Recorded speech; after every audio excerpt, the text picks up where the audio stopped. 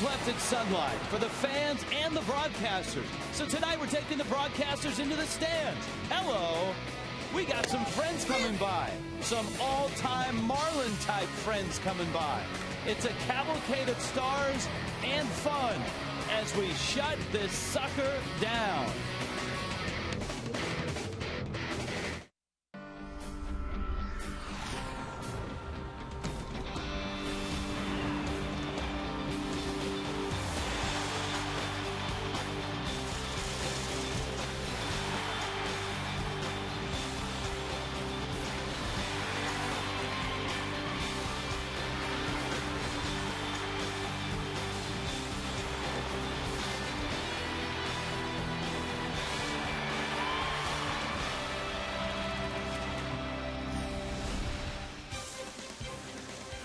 In South Florida tonight, a lot of people are just counting the days, and it's down to 2 days. The Marlins and the Nationals with 2 games left in the Major League season, 2 games left at Sun Life Stadium. Nationals come from behind with Mike Morse last night, and it drove us not to drink, but it drove us into this seat. So tonight, we're calling the game from out of left field. Almost out of left field. Hi, everybody. Rich Waltz along with Jeff Conine. We're out here amongst the folks. You know, we figured, Niner, if you're going to close the stadium down, you might as well get the feel of what it's like to be a true Marlin fan. If it rains, it rains. It's hot. We're sweating. We may order some beer. But, hey, we're here. We're here for a good time. We are here for a good time, and I'm glad you brought your glove, because when Mike Stanton comes up, I'm ducking and covering. I think our stage manager, Cassie, is going to be our bodyguard, right? Well, especially if Javi Vasquez is throwing 93, and there's some left-handed hitters that knock it this way. And that's kind of the story tonight, is Javier Vasquez and the run that he's been on. Ever since the adjustment in the bullpen, Vasquez has been lights out. He has been lights out. When you talk about lights out, not only for the Marlins and the best pitcher on this staff, we're talking all of the major leagues. And last outing in Milwaukee, 7 innings pitched, 2 hits. I got the opportunity to call his last complete game, which is in Washington 2 starts ago. Complete game shutout, 5 hits. He's just been outstanding. And you know, you talk to him about what clicked, and it was his fastball. He started talking about his fastball being the pitch that he went to that set up everything else. And look at the numbers he's put up in this month of September. Incredible. Big, sexy numbers. Vasquez, his ERA in September, leads all of Major League Baseball. The Marlins, though, would like a win. They didn't get one last night. Mike Morse knocked one out of the ballpark against Edward Mujica. The pitching matchup for this ball game here tonight, brought to you by Coventry Healthcare of Florida. John Lannon going for the Nationals, and Javi Vasquez, of course, going for the Fish. All right, so you ready for this? We're in the stands. We're in it for the rest of the night as the Marlins. Hey, who's that guy on the right? Any idea? We'll talk about Ozzie Guillen and the Fish when we get back.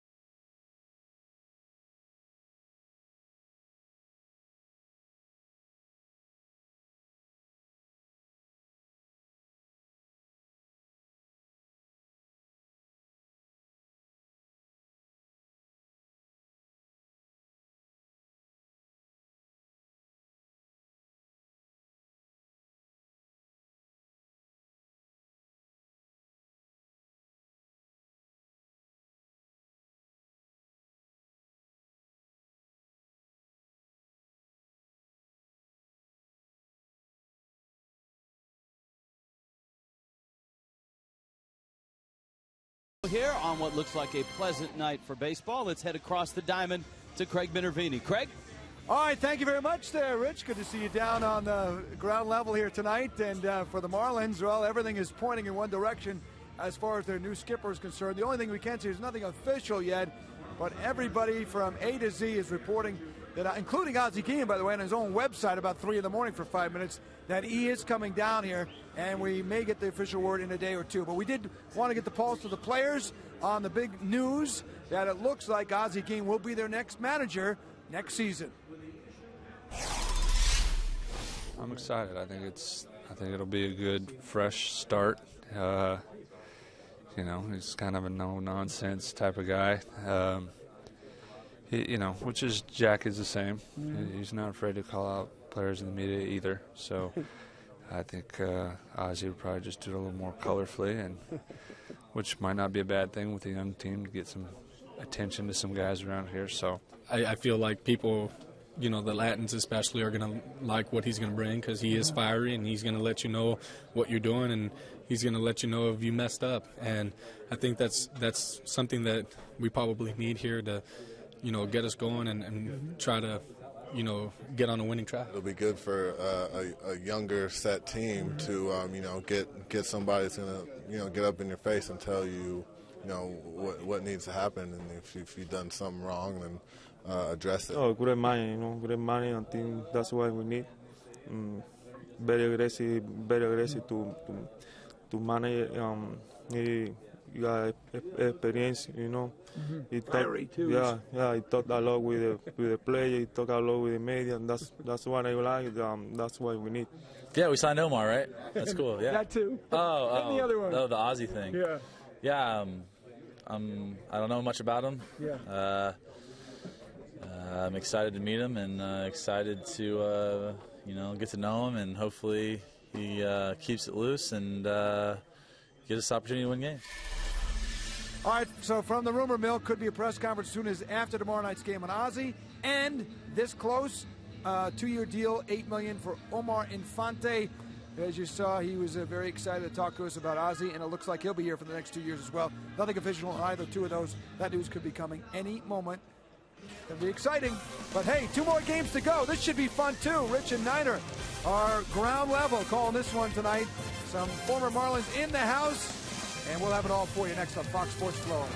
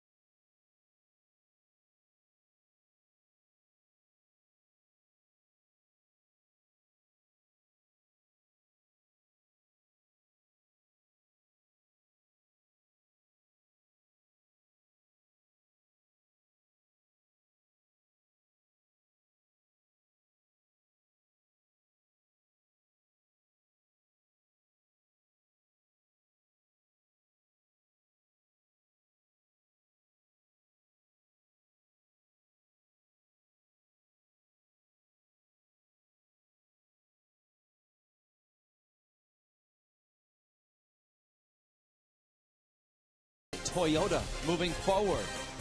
And by All Year Cooling, today's comfort, yesterday's prices. Good night for baseball. There's a few clouds up there, but you know what? What the heck? There's only 2 games left in this place. If we get rained on, we get rained on, Niner. Right. That's my thoughts as well. All right, here we I go. brought my umbrella, did you? Yeah. No umbrella. Come on, man.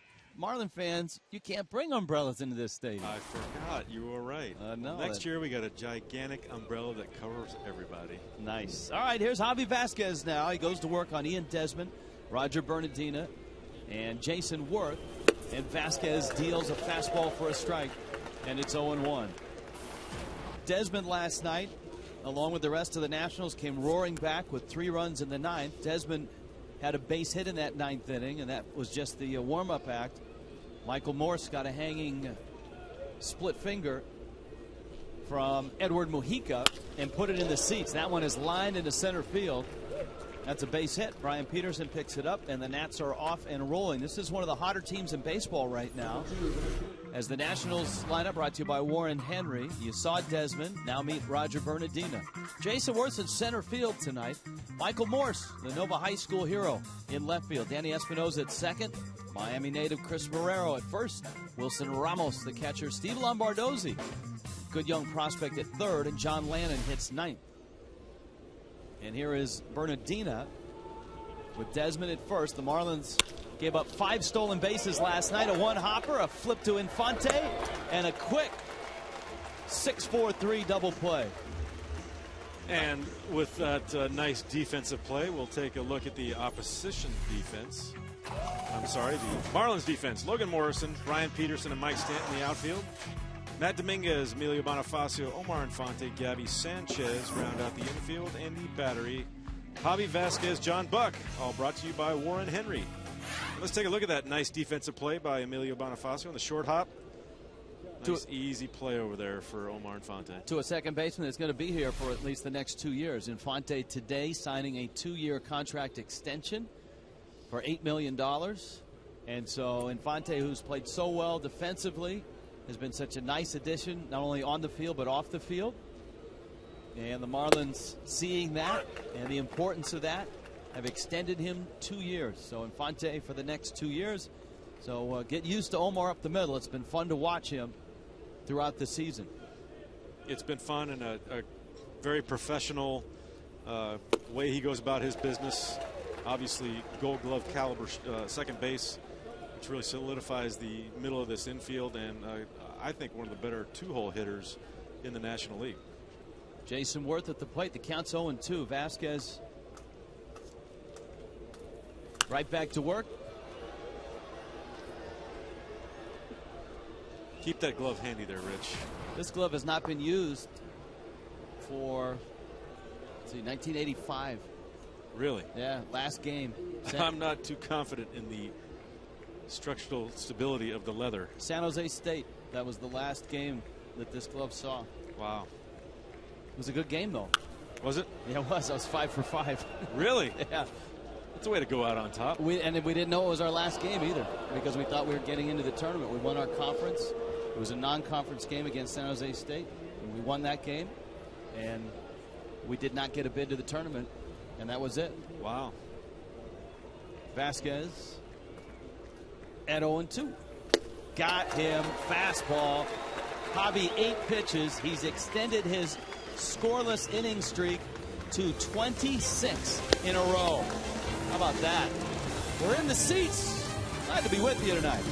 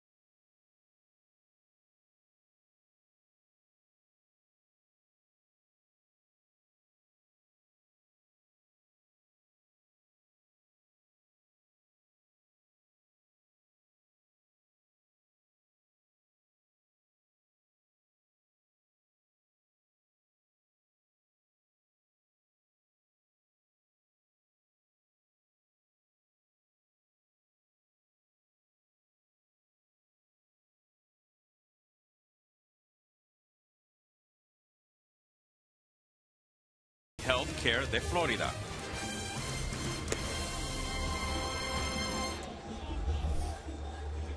Marlins and Nationals on an email and Twitter Tuesday. Let's do the Marlins lineup here. Brought to you by Warren Henry. Emilio Bonifacio's at short. Omar Infante's at second. Mike Stanton's in right field. Gabby Sanchez at first. Logan Morrison in left. John Buck the catcher. Brian Peterson in center.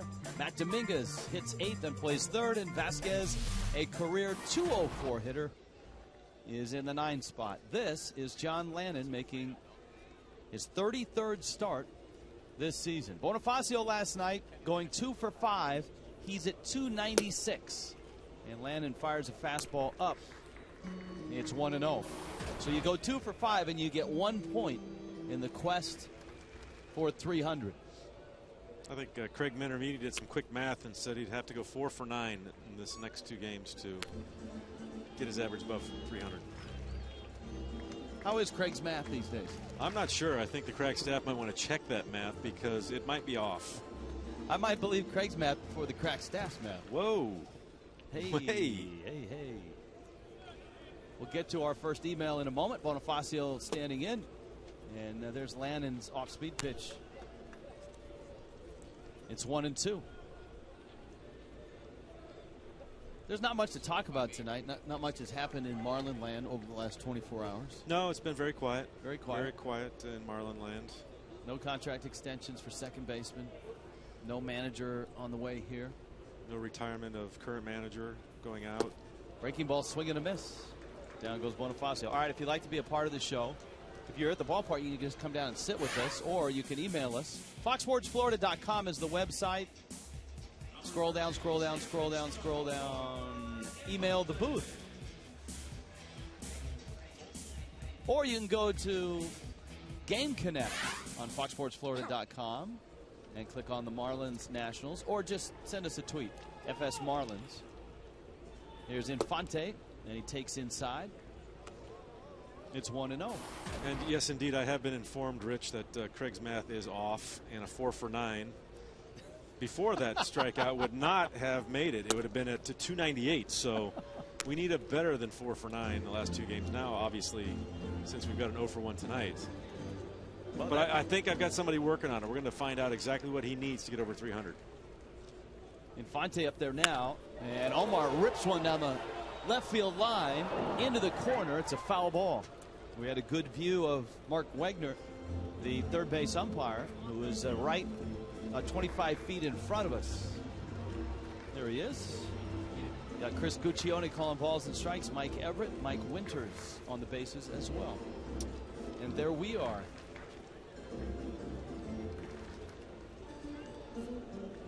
The ground rules state any ball off of Niners dome is in my what? My dome is in a fair play. Ball? Is it in play? Is in play. Wow. Here's the 2-1. Infante cracks one to center. That's deep. Back goes Worth at the track, at the wall. He makes the catch. And Infante sends it a long way out to center. There are 2 outs. And here come the Nationals defensively. On defense, the Washington Nationals feature Michael Morse, Jason Worth, and Roger Bernardina out in right field. Lombardozzi, Desmond Espinosa, Marrero, the local product here in South Florida, and Ramos and Lannon is the battery. All brought to you by Warren Henry Automobiles. Stanton, a rocket to center. Worth won't get this. It's in the gap. It's off the Geico sign. And Stanton will lope into second base with a ringing double, his 30th of the season. Jason Worth made a great play on that Omar Infante double, but no catching up to this thing. This is a great vantage point as well. And you see that right down the middle of the plate. He's been going to right field so well this last couple weeks, last month of the season. And that will be our checkers double of the game. It's a nice opportunity now. Gabby Sanchez, who drove in what everyone thought would be the winning run last night with that line drive single to right, gave the Marlins a 4-3 lead. It was erased on the Morse home run. And Gabby stands in with Stanton at second. We're just underway. Nationals and Marlins. If you're thinking to yourself, there isn't a whole lot on the line, realistically, there isn't tonight. But the Washington Nationals have a chance. Davey Johnson has a chance to bring this team into a winning season. They are 79-80. If they win their last 2 games, they will be the first Major League team in D.C. to have a winning season since 1945. Ground ball third. In time. Lombardozzi makes the play. Scoreless going to the second.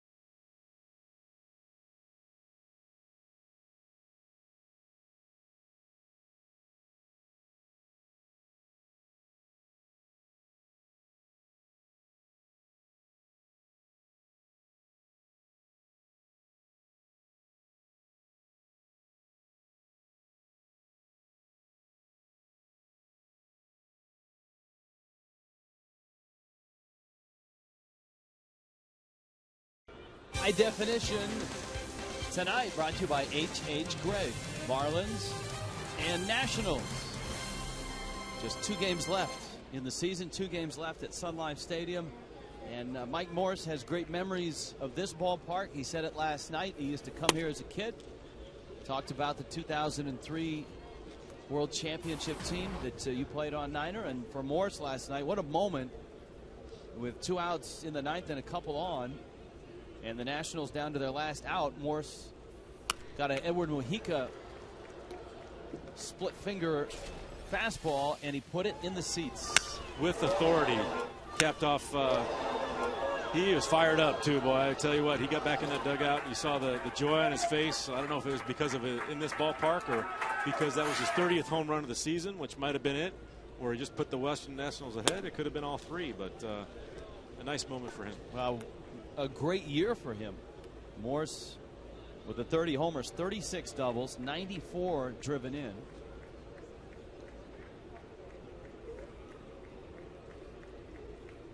And the 2-1. That one shot foul. All right, here's the first email of the night. Get the iPad fired up. Dan in Coral Springs. Are you going to do emails next year? Of course. Tuesday nights, it's been a tradition for a long time. A long time? How long? A long time. When we started, 2007. I guess that's long enough to consider a tradition. Before the whole social media thing really took root, we decided, you know what? Darn it, let's take emails one night, and we decided Tuesday night would be a good night, and it turned out to be very popular. So it's back in 2012. Any uniform or logo questions tonight, we'll be very upfront with you. We got no idea. Swing and a miss. Morse strikes out. So Vasquez has a pair of punch outs. All your cooling brings us the weather tonight. And the weather tonight's not bad. 83 degrees, 73% humidity. Feels down from 94 last night. 94, you're right. Feels like 91. Here is Espinoza. With that strikeout now, Vasquez has tied the Marlin record, the all-time record for consecutive scoreless innings, set by Luis Aquino back in 94. 26 1/3. Aquino did it, of course, not as a starter. Vasquez has established already the club record for scoreless innings by a starter. but he's at 26 1/3 himself, and it's just been an incredible run. So much so that Vasquez, even a couple days ago in an interview, and he has maintained, as you see the numbers, he's maintained last couple months that this probably his last season. He probably would retire.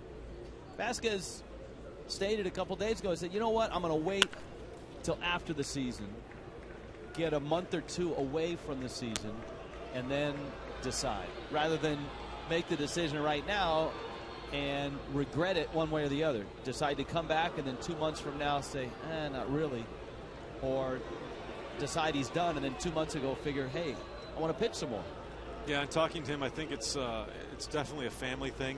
He's got a very young son that I think is going to have a lot of input in this decision. And like you said, you get away from the euphoria that he's had this season since the end of June. I mean, what he's done, and you see right there just how he's pitching.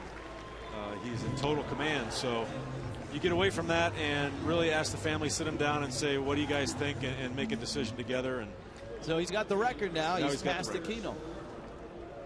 Because I don't know, for me, I think it might be a little tough to go out when you are on a run as he is right now.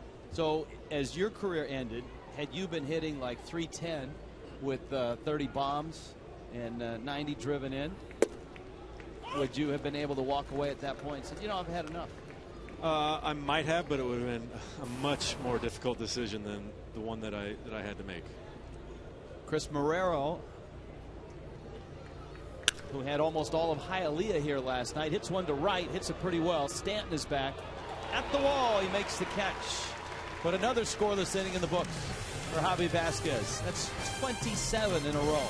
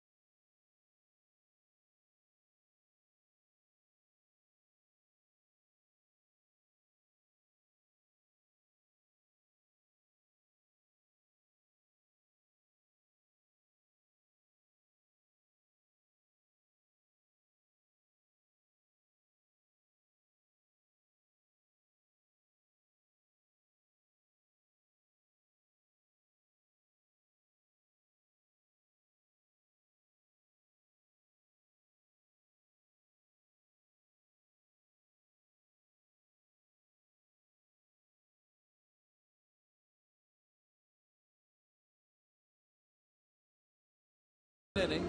The Marlins and the Nationals. This copyrighted telecast presented by the authority of the Marlins may not be reproduced, retransmitted in any form. Accounts and descriptions of the game may not be disseminated without the express written consent of the Marlins. Rich Waltz, Jeff Conine, field level. Well, almost field level. We're about 5 rows up down the third base line. And a good view of Logan Morrison as he climbs in on an email and Twitter Tuesday. Question from Sergio in Miami.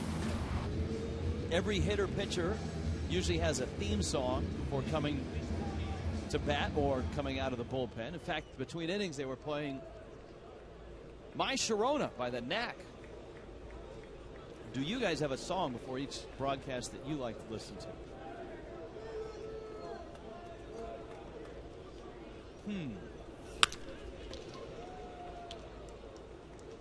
Bouncer up the middle, and Morrison is out. John Lannon gets an out. There's that the great Ken Lee song that is very popular that I played for you last night. Yes, excellent song. If you want to Google that right now on the computer and listen to it, just Google Ken Lee video. And on YouTube, yes. On YouTube. Ken Lee is part of our crack staff. He's an award-winning graphics coordinator. The song is not about him, but we've adopted it sort of as our unofficial anthem this year. Omar Vasquez singing Broadway is Dark Tonight. Another good one. Classic. Broadway is dark tonight. Broadway is dark tonight. That's how Omar sounds when singing it. Omar Vasquez, a very talented musician. Drummer. He played the drums on that CD. And you were on that CD. You had to mention that, didn't you? Well, you're on the CD. I guess I can say that I'm actually on a CD. Buck takes a strike. The question is if it's actually considered singing or not. The song you performed? Stone Temple Pilots, Plush.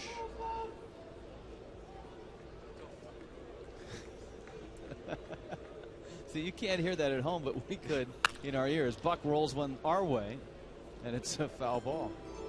That was the Oh Say Can You Sing from back in, 2005. Major League Baseball had players singing different songs. Yes, Oh, there you are. There you are. There I am. In our ears. Nice. Now, you did that at your house, right? I did. It was just they had a mobile recording studio come right to the house, and it was basically an Apple computer, and they did do some editing and some remixing in the studio, of course. Oh, you think? You think? Well, I mean, what are you trying to say? It was funny because the debut day of my song, when it came out, we were actually taking batting practice, and they started playing it on the PA system, and we always just play Name That Tune, right? And I was out there with Paul LaDuca and A.J. Burnett, and they heard the first couple chords, and A.J. Burnett screams out, "Stone Temple Pilots, Plush!" And I start laughing hysterically, and he's looking at me, and then Paul LaDuca's like listening. He's like turning his ear like a dog would when it hears a very strange sound. And when I started singing, he's like, "What the heck is this? Some kind of funky remix or something?" And I had to let the cat out of the bag and tell them it was actually me. Ozzie Smith singing Cupid on that CD. There are actually a few really good performances. Aubrey Huff can sing. Yes. He sang a country tune. Was it Letters Home? Yes. Was that his song? Yes, and very good. Scott Linebrink has actually had a couple CDs come out on his own. He's actually put out a couple CDs, so he was pretty good. Can you still get that? I mean, if I wanted... I got like 1,000 copies at home if you'd like one.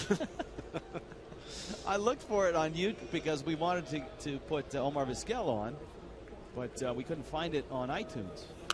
I had a chair that was not quite balanced one time, so I've got one underneath there to balance it out so it doesn't rock back and forth. Book stand. Let's scout John Landon. Kind of your typical lefty. He mixes pitches up very well. Changeup, curveball, fastball in and out. He's durable, been pitching very well this year. Good changeup is probably his best out pitch, as you saw right there. That would be an out pitch. And with the ERA he's had, I would say probably not the best run support. Got a 3.7 ERA, and the record's only 10-13, so has done well this year for the Nationals. Yeah, he's a guy that in his career has not had traditionally a lot of run support and has pitched on some pretty awful teams. But career-wise, has a nice ERA. And that was a strike, our Toyota Fox Tracks. His career ERA of 4.01.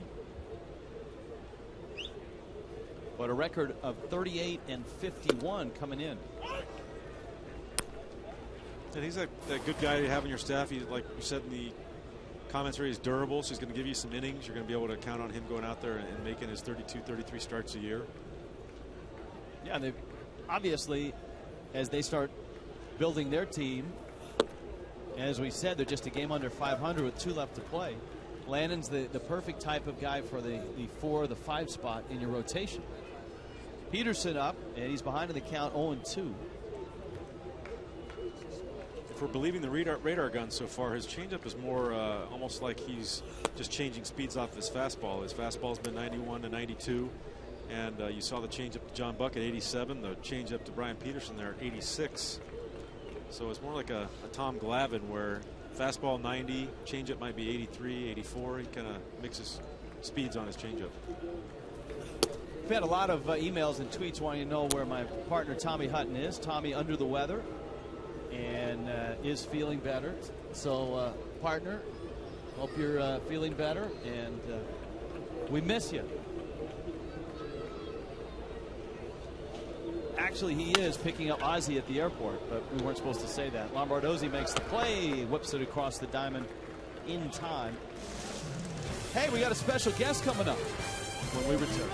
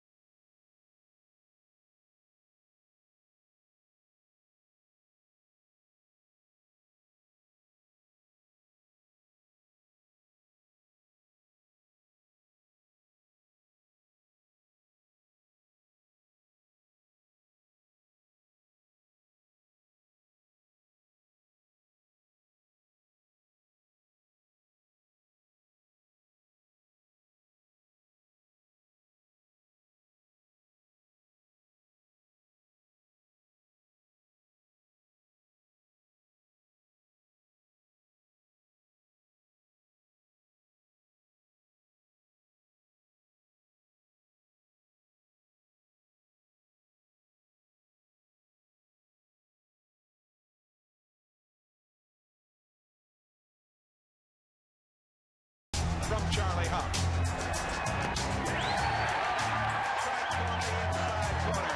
That's the way to start a ball game. It's the way to start it. Cleveland Clinic, third inning. Let's check in with Allison Williams. Allie? Well, I am here with that Charlie Huff, the man who threw out the first pitch for the Marlins franchise. And Charlie, we just saw the video. What was that moment like for you? That was about as much fun as I could have throwing a baseball. To be getting to pitch a big league game 10 miles from my house, yeah, pretty neat. Top moment for you in this stadium was that, right?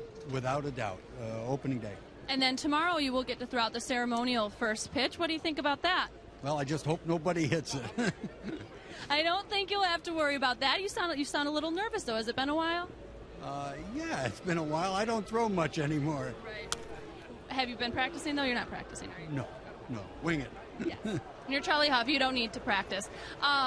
Charlie, it's so neat. A lot of the former players are here in the Legends Suite, and so many will be on the field tomorrow. A great presentation to honor all the former Florida Marlins. How is it having everybody back together?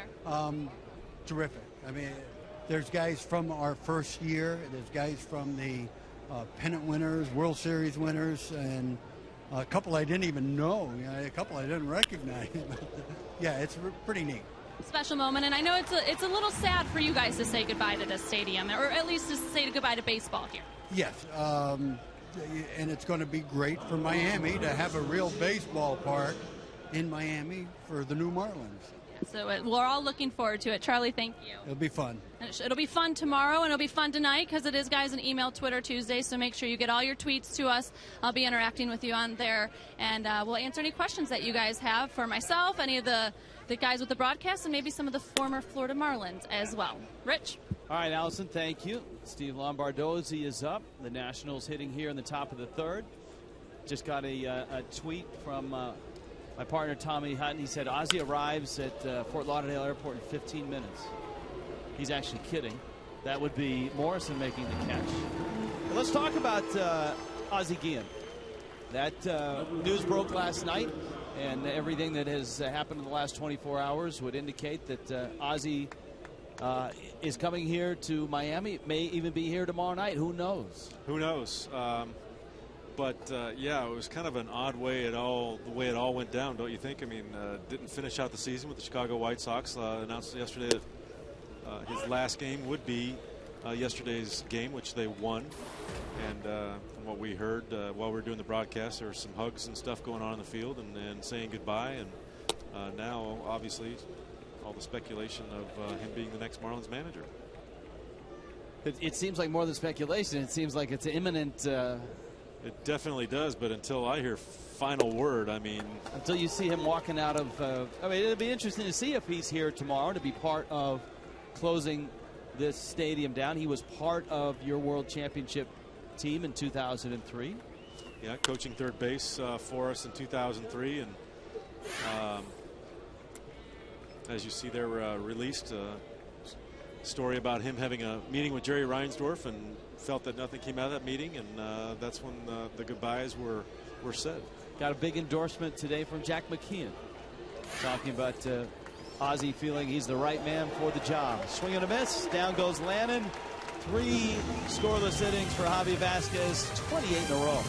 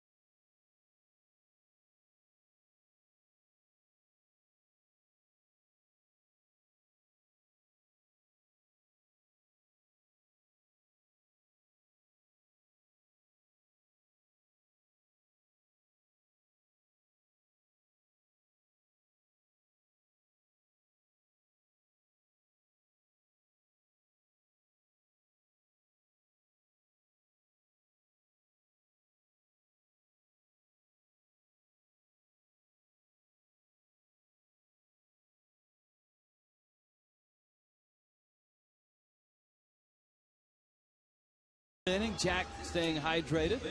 Catch the fun of closing day. It's tomorrow, 4:10. Marlins and Nationals stay after the game. We will unveil the Florida Marlins all-time team. Past greats, Jeff Conine, Benito Santiago, Gary Sheffield, Mike Lowell, just to name a few. They'll all be in attendance. Don't miss closing day. 1-877-MARLINS or go to marlins.com to get your tickets. It's an email Tuesday. Game Connect, you can get there on foxsportsflorida.com. Scroll down, follow the arrow, and click on it. You can ask the broadcasters, or you can tweet us as well. Allison may just tweet you back. You never know. I mean, if you can get a tweet back from Allison, that could make your night. Are you a tweeter? Occasional. So you do have like a, what's your @ thing? Rich Waltz at what? No. No? I use the FS Marlins site or handle, so to speak. So if I wanted to send... that's the same one I used overseas. On occasion, yeah. Okay. Just sign my name to it and send it. Matt Dominguez is up. He takes down low. Dominguez getting the start. Javi Vasquez, Emilio Bonifacio will follow. Although we just did get an email from Julio, who says he's in Melbourne. Since Tuesday has gone from taking questions via email and now Twitter, is the next step going to be questions on Skype or FaceTime? Whoa. Interesting. That is interesting. Although that would be a hard thing to do because you never know what you're going to get if you Skyped or FaceTime live with a fan at home. If the fan had a Nancy Grace moment. It would not be good. No. But you've got your nifty little iPad here. To left and deep. It is off the top of the wall. Dominguez just missed his first big league home run. Wow. Did he get his hands through on that one? Great swing by Matt Dominguez. And unfortunately, here in Florida, you got the monster wall at that part of the ballpark. It would probably have been a home run anywhere else. Elevated changeup. Gets his hand through really well. That's a great swing.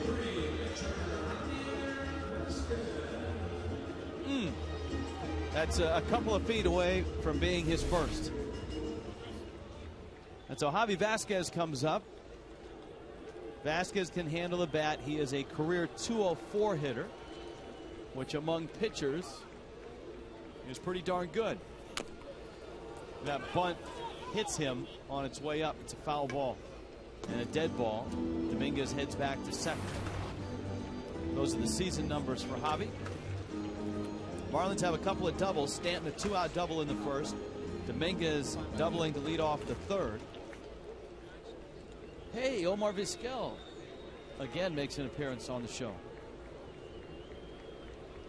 He's well ahead of everybody else. Yes, he is. That one rolls foul. Well, he might have touched that. That was close. He took a swipe at it with his hand. It's a foul ball. Wilson Ramos, the catcher. Here's a look. If he did touch it, the question is, did he touch it when it was in fair territory? Fair there. Oh, he deked us. He looked like he was going to take a swipe at it. That Foxmo's shows all flaws, doesn't it? It's nice to have Foxmo when you're sitting in the 5th row. Maybe that's the next step. Everybody gets Foxmo in a ballpark.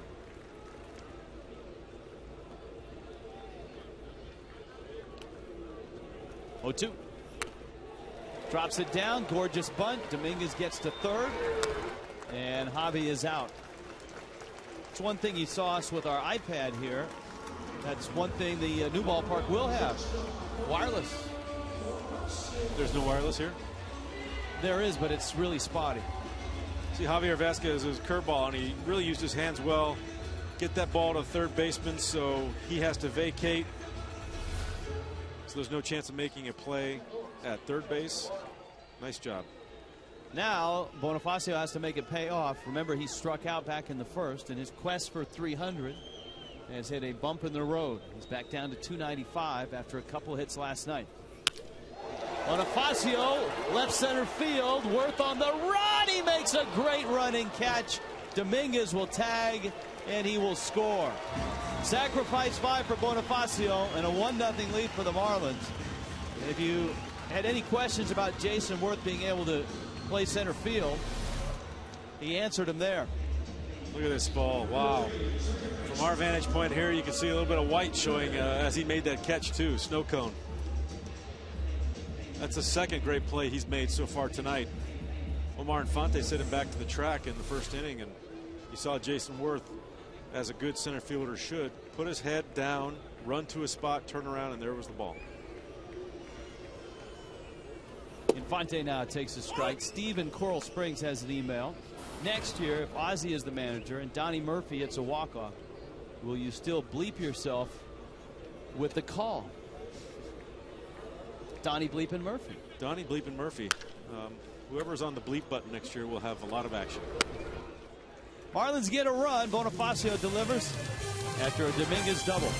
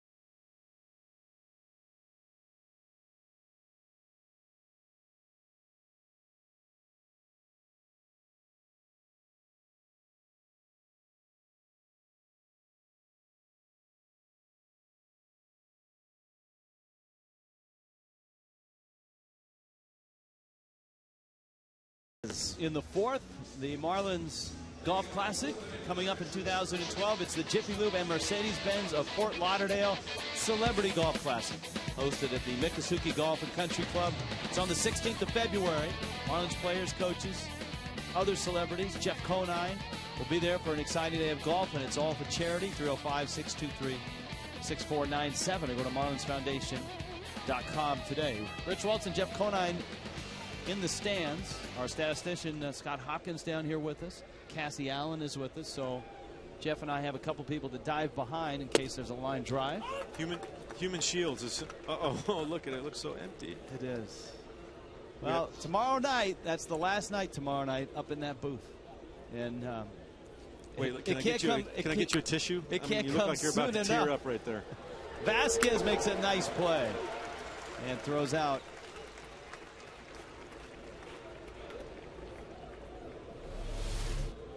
Here's a look. Another reason he's stayed around as long as he has. He's never been on the disabled list his entire career, and he could field his position. Again, Desmond is out, and here's Roger Bernardino. You got Jason Worth coming up as well. Vasquez has just been incredible. He's won his last 5 starts. He's given up 1 run in those 5 starts, and his ERA is almost below .20. Bernardino takes a high fastball. At the beginning of tonight's game, it was at .31 for the month of September. That's incredible. Won his last start. He beat Atlanta. 7 innings, 2 hits, no runs.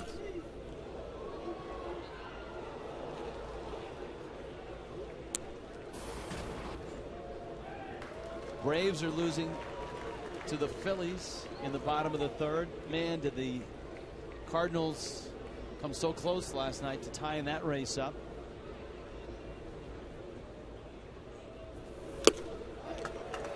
Swing and a miss. Gill in Winter Haven. Not sure if this question has been asked before. Every year the season ends, the infield dirt is stored and spread the following season. Is the current infield dirt being taken to the new ballpark? I don't think so. I think new park, new dirt. Absolutely. I wouldn't be surprised, though, if home plate made it there. I bet you it'll probably be in the ballpark somewhere. I don't know if they would take that exact home plate. Might be in the museum that they have down there, but that home plate might be a little beat up by the end of the season. They want a nice, shiny, brand new one for opening day next year. It is true. Remember, the pitching rubber that was here for a while was given away last year, not as a fine parting gift, but Marlins owner Jeffrey Loria gave it to Roy Halladay after he pitched his perfect game here. Commemorating history. Change up for a strike 3 call, and we check in with Craig Minervini. Craig? Rich, through 14 starts, Javier Vasquez ERA was near 7. Then something changed, as he told me yesterday. I wasn't really using my legs at all, and we worked. Remember, we worked in New York about using my legs more. Still remember that he told me, don't bother throwing a strike, just throw the ball as hard as you can and using your legs, because I really wasn't using them. And I started using them, and I pitch a good game here and there, and then the confidence grows, and I've always said that baseball is confidence is a big issue in baseball. Yeah, even after all that success, all those strikeouts, all those years, confidence still could be fleeting when you're not doing well. And Javier credits the Randy St. Clair session he had in New York, and then starting to execute and strike out guys. We saw his velocity go up, and we saw him be one of the most dominating pitchers around all of Major League Baseball from that point on. And he continues it right here tonight. Yeah, he has strung together 4 more scoreless innings. When we get back, CJ joins us. 1-0 Marlins.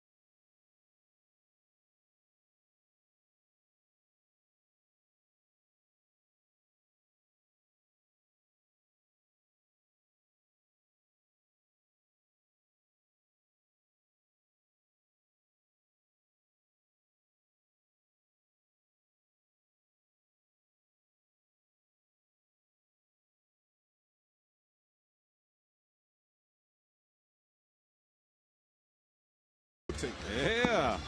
Brett Butler, see you later. He doesn't want to mess up the hair.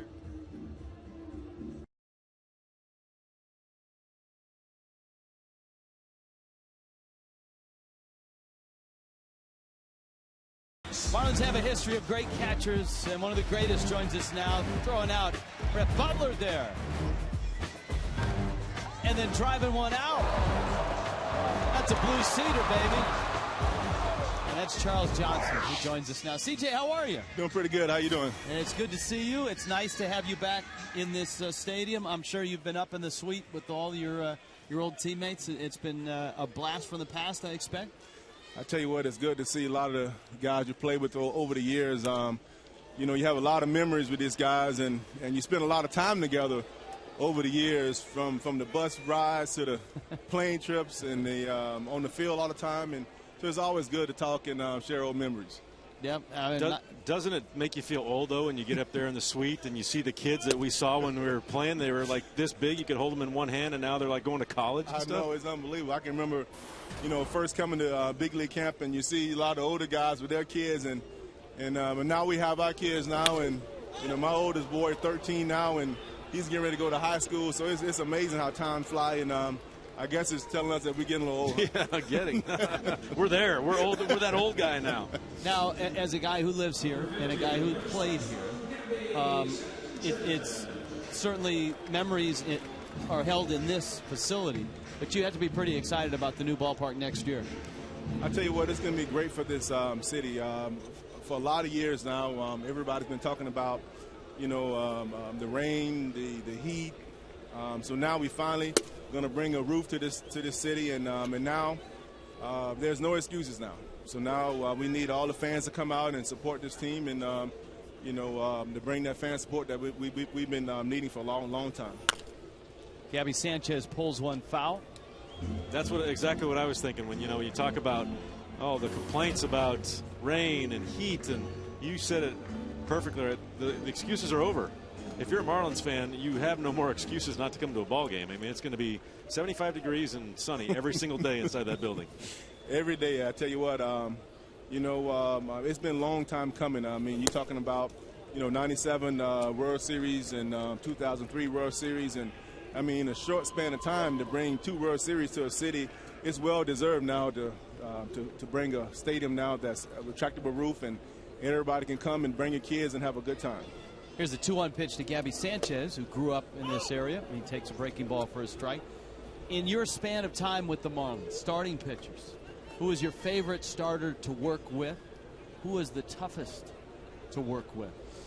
Well, I would definitely say the toughest one probably was Kevin Brown. I was going to know. Because I tell you what. How many times a night did he blow up your thumb with that thing? It's been many a nights, man, where, you know as a catcher that the night before Kevin pitches, you have to get plenty sleep, plenty rest. There's no hanging out with the fellas that night. You have to make sure you get sleep, because you know he's bringing it that day. And you know, he's always tough because that ball moves so much, man. And a heavy sinker too. Heavy sinker, and he bring intensity every day. And I would say probably one of the guys that's fun to catch probably was a John Burkett. Mm-hmm. He's a lot of fun. Definitely Chris Hammonds. Those guys are a lot of fun because they can throw any pitch at any time.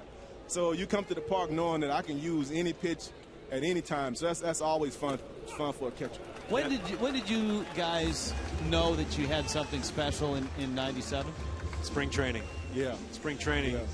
I think what we were 24-4 or something in spring training. I mean, we couldn't lose. We had inter-squad games and split games, and we just wouldn't lose. It was a special feeling, I think, right from the get-go that we were playing together as a unit from day one, and we knew that we were going to be good. Yeah, I think we all knew that because, you know, we brought a team together, and you look around that field and you see these guys, all-star players, and I think all of us knew we had a squad. It was just a matter of us staying together and playing good baseball that year. How did Jim Leland, as Morrison is up with a runner at first, how did Jim Leland then keep you all grounded if you guys knew you were that good and you kept adding pieces as the season went along? I would say Jim was a great motivator. He knew when it was time to get on us. And I think a lot of managers, they don't realize when it's time to get on your team and he did that. And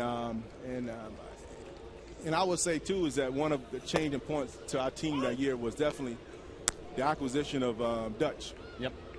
That was a big turning point to this team because he really brought a lot of leadership to this ball club, and you can see how the team really elevated with this energy he brought to the team.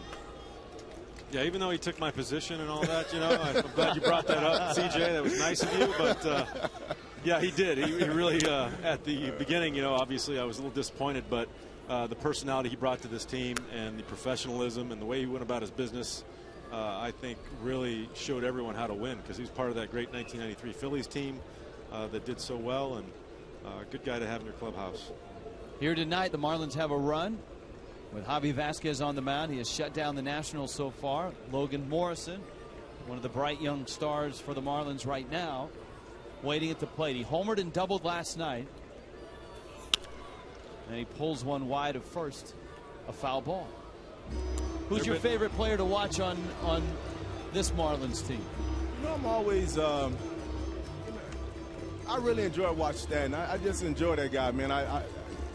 He brings that size and that power. He's that guy you never know what's going to happen when he comes up to the plate. And you know, I've always, you know, when he came up to the big leagues, my eye always locked in on him. I just enjoyed just his talent.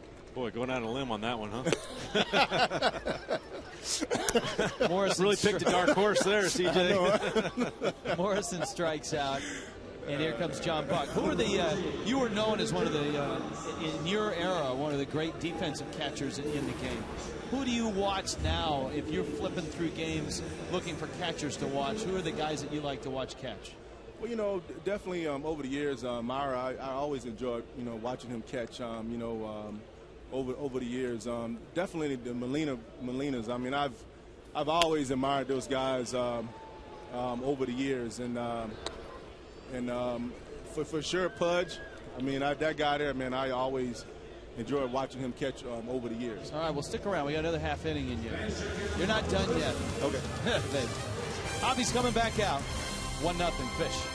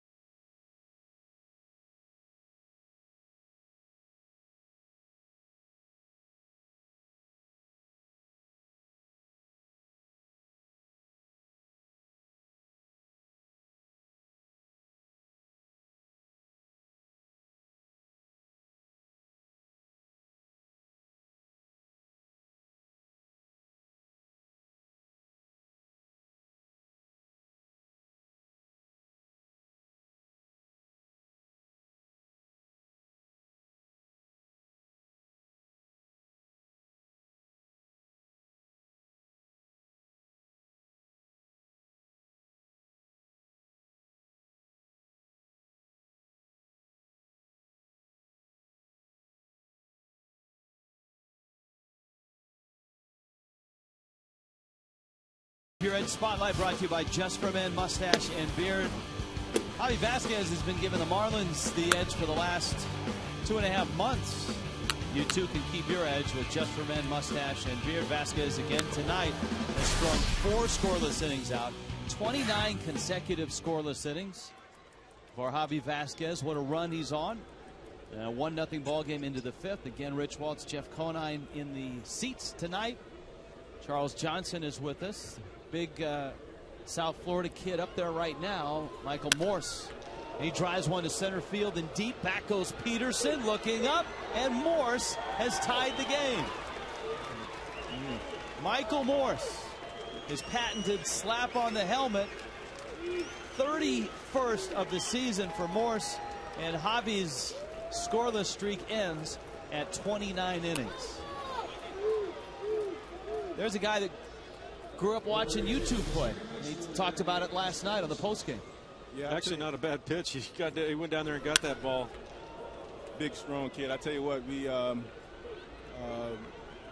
Mike Morse used to work out with me and Cliff Floyd and Jeffrey Hammonds and Preston. He said that last night. Oh, yeah, we worked out every offseason together for some years, and you saw him grow over the years, and he always asked questions about, the game and hitting and everything else. And I tell you what, it's good to see him come out this year and having a great season. It's good to see him, one, be healthy, and two, finally get a chance to play every day.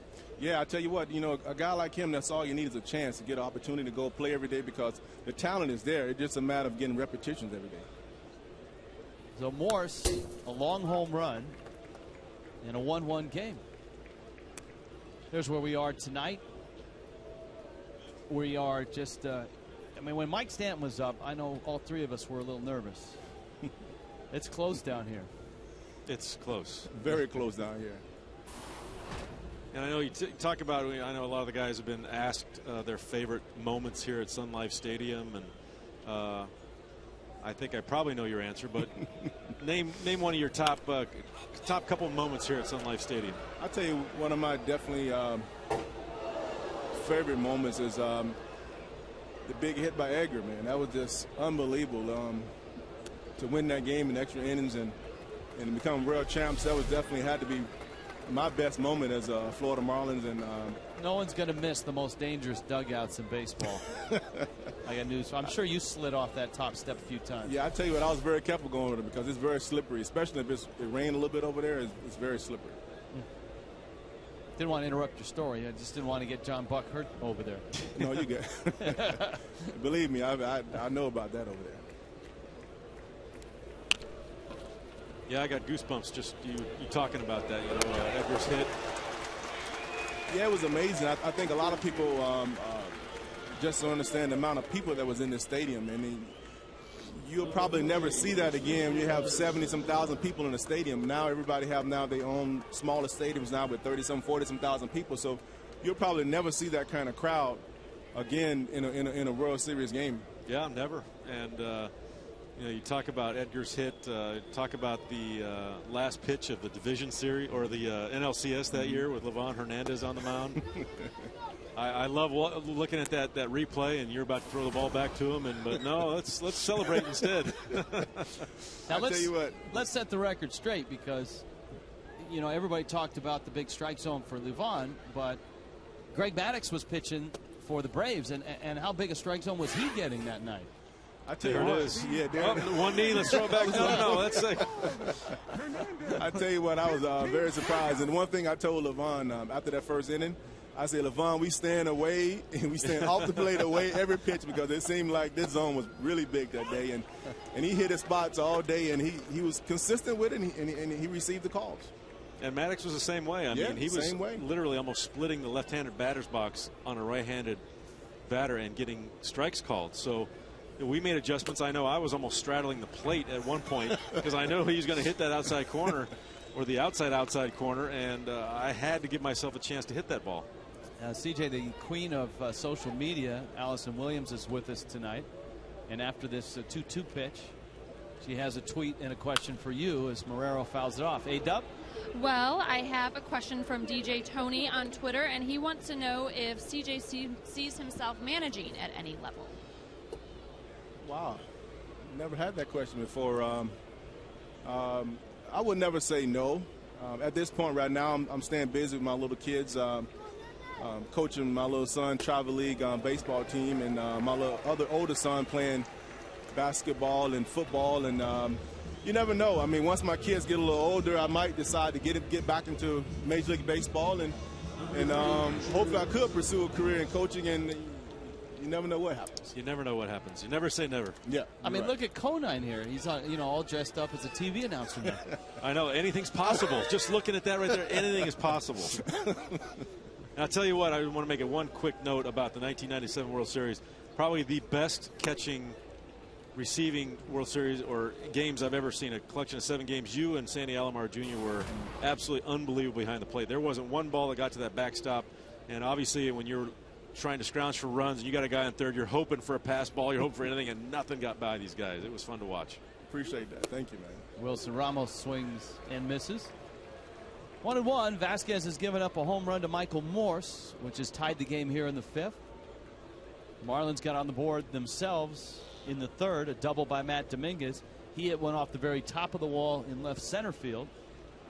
Was moved up on Vasquez's sac bunt and scored on Emilio Bonifacio's sacrifice fly. That was a terrific play by Jason Worth. Vasquez out in front now. I'm sure you faced Javi Vasquez. Yeah, I faced him a few times, and I think he pretty much had a lot of success against me. He always would get me on that changeup, man.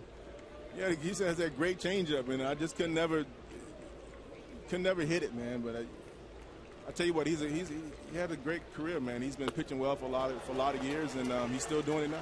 All right, CJ, thanks for coming by. No problem. Thanks for having me. And we'll see you tomorrow during all the festivities. Preston Wilson's coming up. Stick around.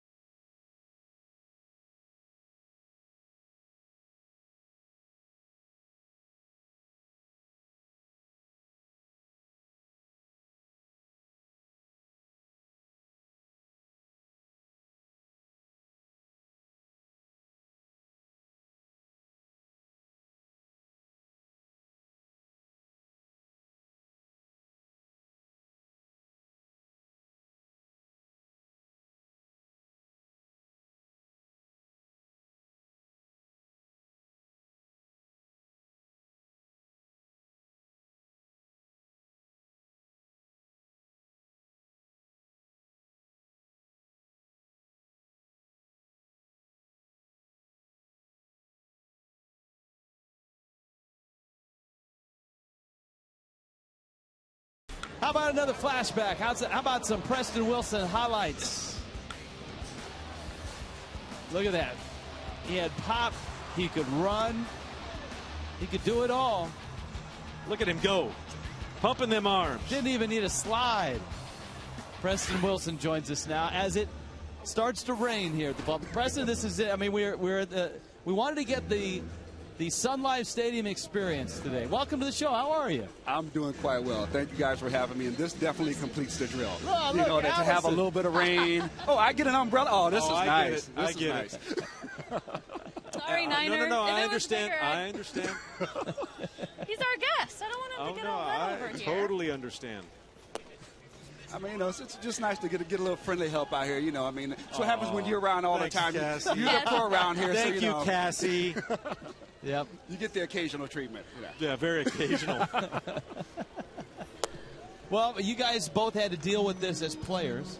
The long delays, the rain delays, playing through the rain. I know what happens in other cities, but this is a nightmare here that you guys have lived through for 19 years. And the fans, I mean, that's why we came in the seats tonight, just to experience what the fans have had to experience for 19 years.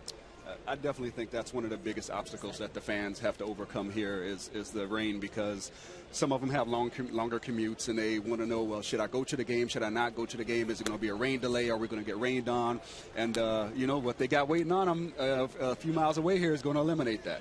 And I'm sure have you had a chance to get into the new place or just see it at all? I haven't yet. Tomorrow I get a chance to see it for the first time. Are they taking all the players down for a tour? Yes. Oh, really? It's special. Yeah. You're going to love it, man. You're going to say, I can't wait to come watch a game at this ballpark. And not only, you know, are the fans got the short end of the stick coming out here and having to endure these delays, but as a player, you know, we get batting practice canceled. We'd go a week straight without being able to hit on the field, and that's a big part of our preparation, a big part of our way to get ready for the game, and that's taken away from you as well. Marlins have a runner at first with Brian Peterson aboard, and here is Matt Dominguez. Preston, what keeps you busy these days? And everything. I'm one of those guys that tries to do a whole lot of different things. Like I've trained in Brazilian Jiu-Jitsu. I'm in the boating now, so I've learned to, captain my own boat. I've taken the Coast Guard classes, all that stuff. What else? I was signed up to go to broadcasting school, so hopefully I can learn a bit about the business, not just television, but radio, inside and out, in front of the camera, behind the scenes, all that type of stuff. So I'm, just trying to stay busy, and I got an 8-year-old daughter that helps me stay busy also. Dominguez drives it, and there's Worth again making a nice running catch. Jason Worth, and Peterson slips on his way back to first, and he is doubled up. And the Marlins have 2 outs here in the bottom of the 5th. Jason Worth has made 2 terrific running catches in center field. Yeah, he's gotten some good reads on some balls. I've been watching him, and he's gone back well on some balls. He's made some good turns out there. And that ball, he actually got in pretty quickly. And Dominguez is out. Peterson doubled up. And here comes Javi Vasquez.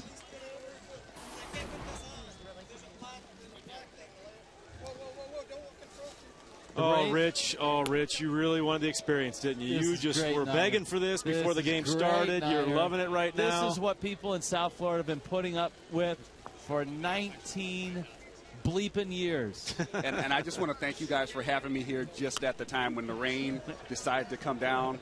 Because of all the things that I miss about this ballpark, just being able to be out here in the rain when the game's going on and have the fans be out here with me, it's one thing that I haven't experienced in a while. So thanks for having me back for that. Atta babe, anytime. Hey, how have Sundays gone at Cliff Floyd's place for football? Because the last time we had Cliff on, he was so captivating us with a story about you that when he got up to leave, I said, "Hey, Preston, thanks." Oh, it's Cliff. But he said he's got the best setup for football on Sunday. Is that right? Oh, yes. He's got the ultimate man cave. He does. He does. And if you ever get a chance to go over there, you will enjoy it. All right. All right, it's raining. Stick with us. We're going to figure out if we're going up or staying here when we get back. Send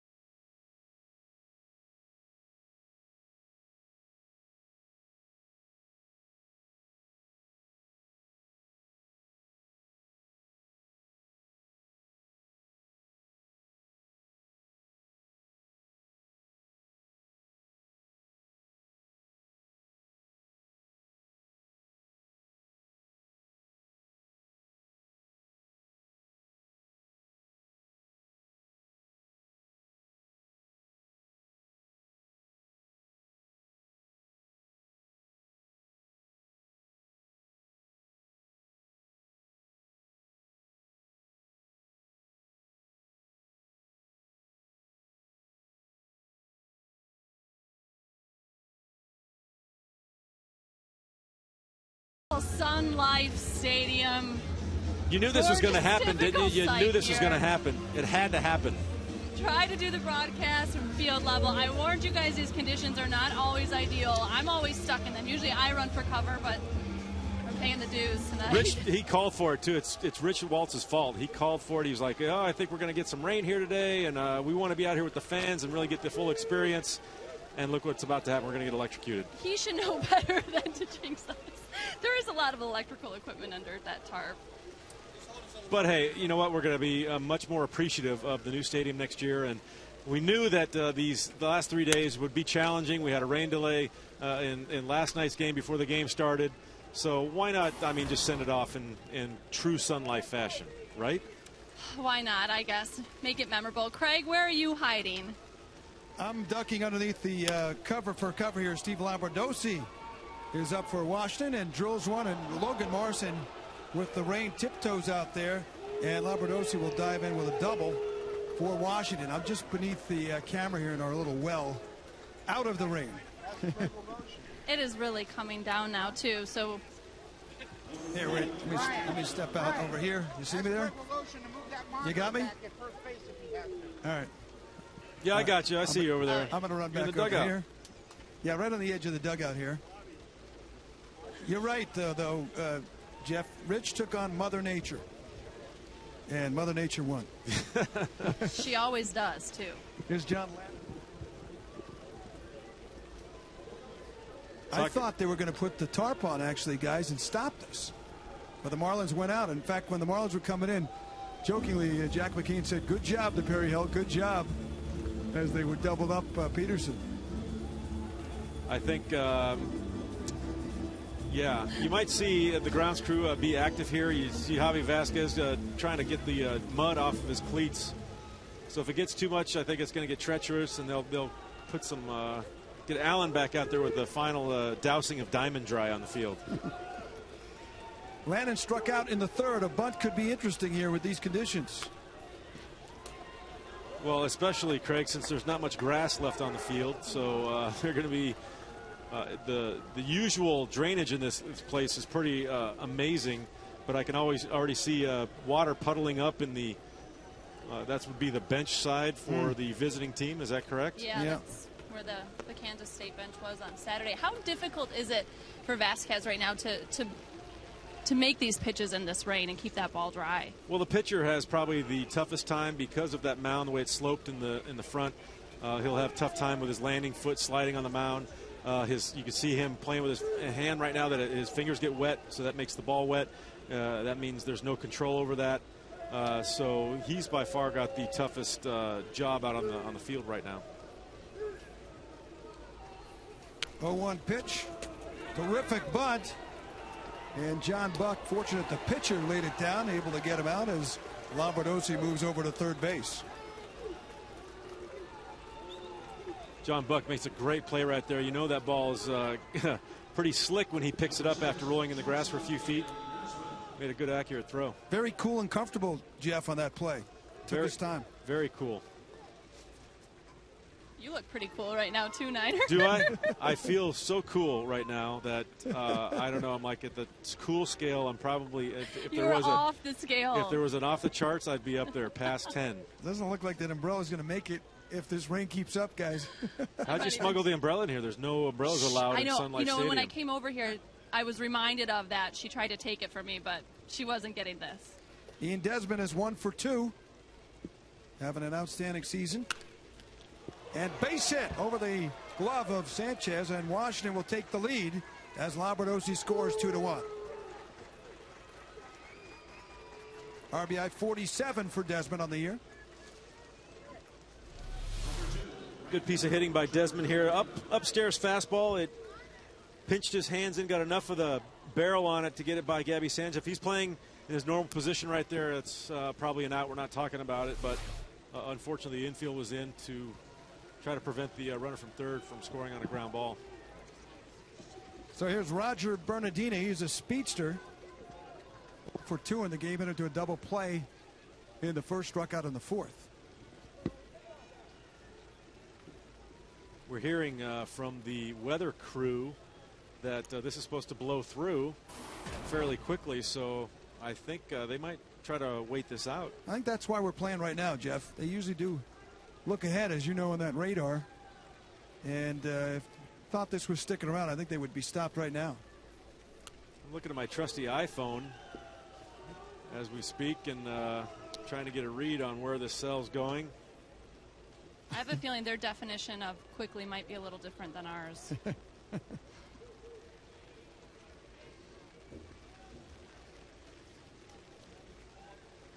Is Rich back up to the booth yet? Wasn't he the one that masterminded all this too? Oh, yeah. That thought it was such a great idea. He's the only one that's safe and you dry guys and look comfortable. so cute down there. Your little umbrella. Rich thought for sure. Yeah, it's going to be a great experience out here with the elements, and we're going to be in with the fans. And where are you now, Rich? Please tell me. Preston and I are up in the booth. We're nice and comfortable. It's dry up here. Air conditioned, dry. Yeah. Yep, the yogurt machine is turned on. That's great. Yeah. Can you give me some swirl and save it for me, please? You swirled it last night. You were an ice cream fiend last night. Bernardina's up. We've had. What have you guys had, like a tag team while we were gone? I heard Craig, I heard Allison, I heard Jeff. Vasquez makes a nice play. It's a team effort. Takes 3 of us to fill your shoes. Nice work down there, Craig. Thank you, Rich. And on the way up, Preston, you and I were talking about Javi Vasquez, and I did not know that your first big league home run was against him. Yes, first major league home run against Javi Vasquez right here in this ballpark, probably over the DeWalt sign that's out there in right center field was where it went. Really? Yeah. Probably. Well, you always remember your first one, so yes, definitely. Yeah, I was going to say probably. Well, maybe DeWalt wasn't there. No, that's what you're saying. You can pick out the seat that hit. Here is Jason Worth, and he looks wet. Worth has been the difference in this game. Defensively, he made the great running catch on the Bonifacio ball, and then the double play on the Dominguez ball. Hi, Niner.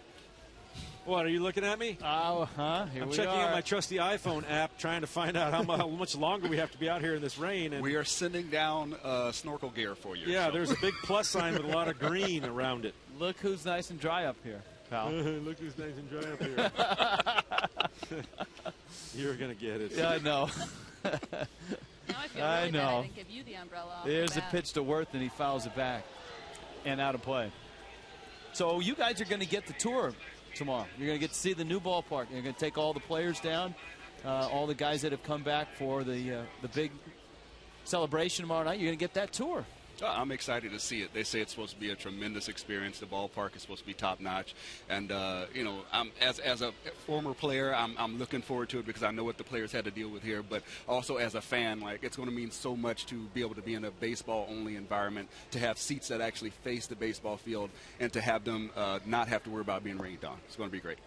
2 outs. Worth getting rained on right now in the 6th in a 2-1 game.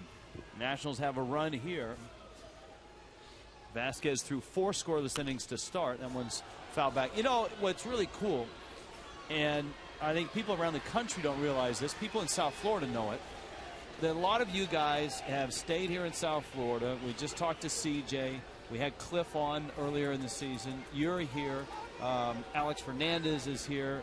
Not only ex-Marlins, but ex-big leaguers. A lot of you guys stay in contact and live here in South Florida. Oh, it's amazing. The Miami area has such a large community of baseball players, current and former. I mean, Ibanez lives down here. Polanco lives down here. Mike Lowell's down here. I'm down here. Cliff Floyd, Charles Johnson. I mean, you can go on and on. Luis Castillo comes back and forth in the area. Levon lives down here. There's so many of us. It's like a little fraternity. We still get to see each other. We get to talk to each other, have fun. You know, we might bump to each other at concerts. But there's a lot of us down here, and I don't know, I enjoy being able to see them because it brings back all those baseball memories and experiences that you had with the guys. Vasquez trying to get through the wet. A lot of water has gathered on the infield and on Jeff Conine's parka and the iPhone. Oh, I don't know what you're talking about. What are you talking about? Rich, are you there? Are you there? You know, if I can't see you. If we took out the teal and the orange in the background there, it kind of looked like you're on some kind of Arctic expedition or something. Reality show. You're like those weather guys that report during the hurricane. Yeah, I've got 10 texts on my trusty iPhone. And like, oh, you guys look like you're having a really good time out there. Rich looks dry. Allison looks like she's holding up much better than you, though. Oh, looks can be deceiving, Rich.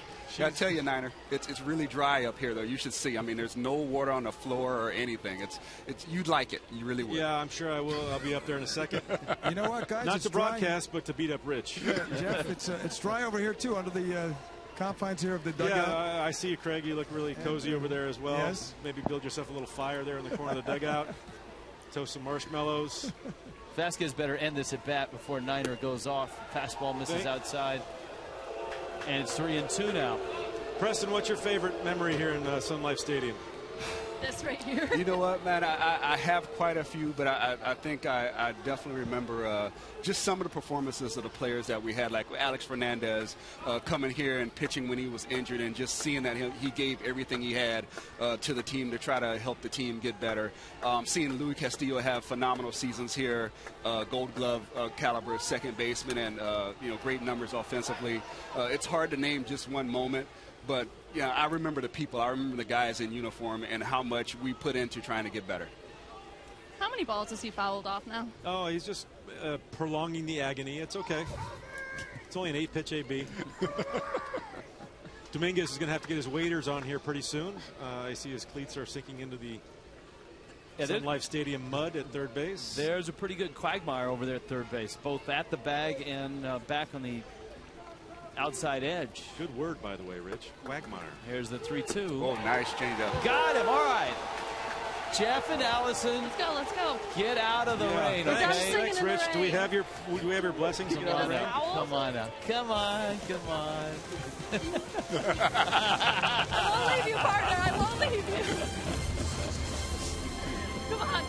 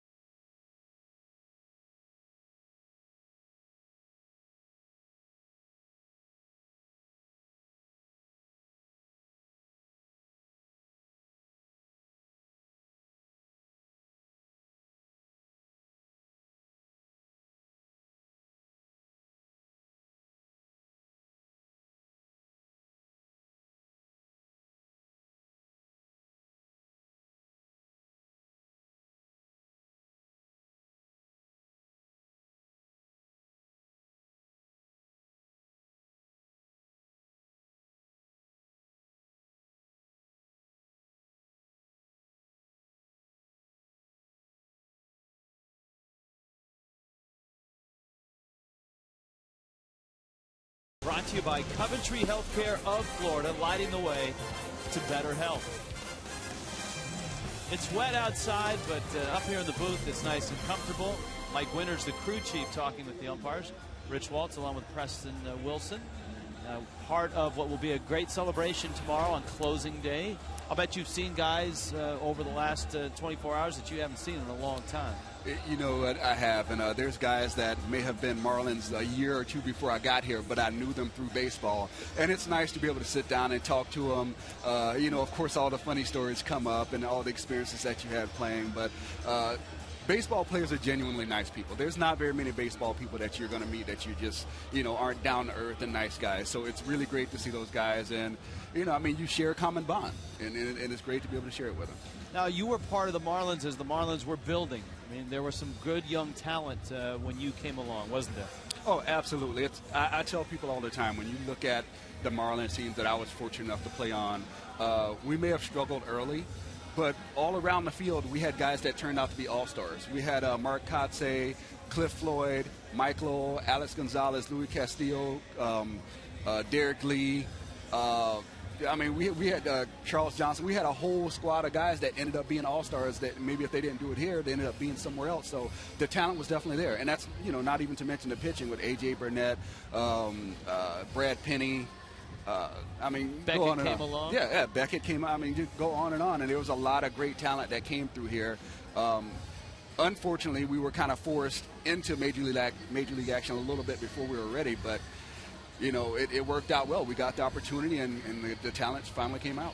All right, we're going to go down to Craig, who's still dry, we expect, and he's got an update on the field. What's going on, Craig? Yeah, I'm the one dry guy over, at least down here, because I'm under the shield here. Alan Sigwart came over, talked to both of the managers, and they're putting that calcified clay out in the, as you mentioned, the quagmire there over at third, and of course around the pitching mound. It looked like it is letting up a little bit, but it's steady. And actually, you see the Nationals have come out. They waited for a while before they came out to the field, and it looks like they're going to resume very shortly. They did not bring that truck out like they normally do sometimes when it gets very wet to quickly spread it. It looks like they just concentrated around the bases. It's third base and first base in particular. Don't forget, this was a pretty soggy, wet field to begin with because of the weather the last few days. When the football team was here, the grass is beaten up, probably as bad as we've ever seen it here. And even mentioned by Michael Morse in his interview with Allison Williams after the game last night. He said it was nice to see the U logo out there, the South Florida guy. All right, well, thanks for the update as Landon is back out to warm up. Now, Preston, I'm sure if you watch the show, you know that the crack staff is a big part of the show, and they have compiled the top 10 Marlin moments in this stadium. And we've shown them over the last 7 days. Anibal Sanchez no-hitter, Cody Ross's cowbell walk-off, Miggy's first career hit, which was a walk-off homer, Louis Castillo's 35-game hit streak. You had a chance, a pretty good view of that, didn't you? Yeah. Livan Hernandez, 15 strikeouts in the NLCS. Al Leiter's no-hitter against the Rockies. Jeff Conine throwing out JT Snow to seal the deal in the series against the Giants. And last night, number 3 was Alex Gonzalez's walk-off World Series homer. Here is number 2 all-time. And the first pitch from Charlie Huff.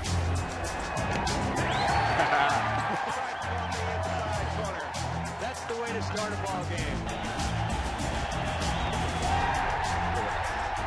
How about that? I think people underestimate what Charlie Huff gave to this organization.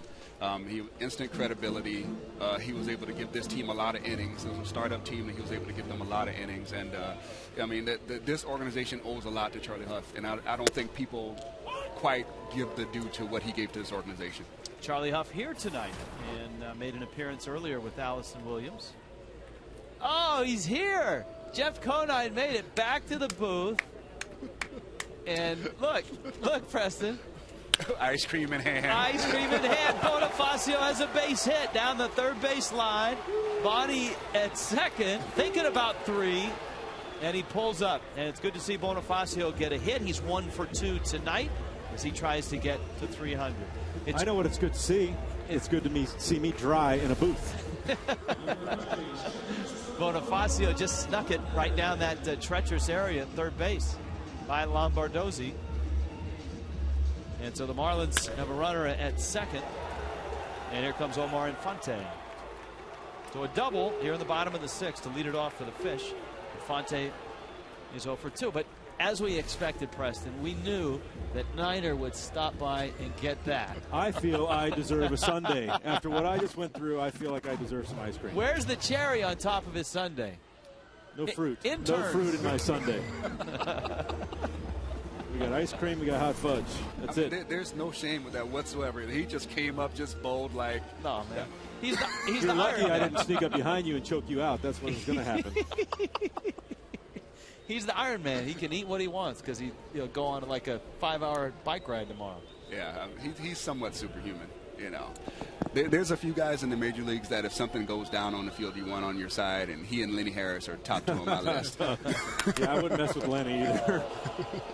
The one guy I wouldn't want anything to do with is Miguel Olivo, maybe the strongest man in baseball. He is definitely strong like bull. Strong like bull, for sure. I don't know if you remember our early hitting coach is Doug Rader. We had a little altercation with the Houston Astros one time, and there was a picture on the front page of the paper. He was going to take on the entire Houston Astros team. He was out there before everybody else and was like, bring it on. I'm going to beat all of you guys up by myself. Doug Rader was in his day, he was, I don't want to say he was Nigel Morgan, but he was a guy that had a few things loose upstairs. Possibly. I would not dispute that assessment, but he was a very large man as well. He was probably 6'4", 250, 260.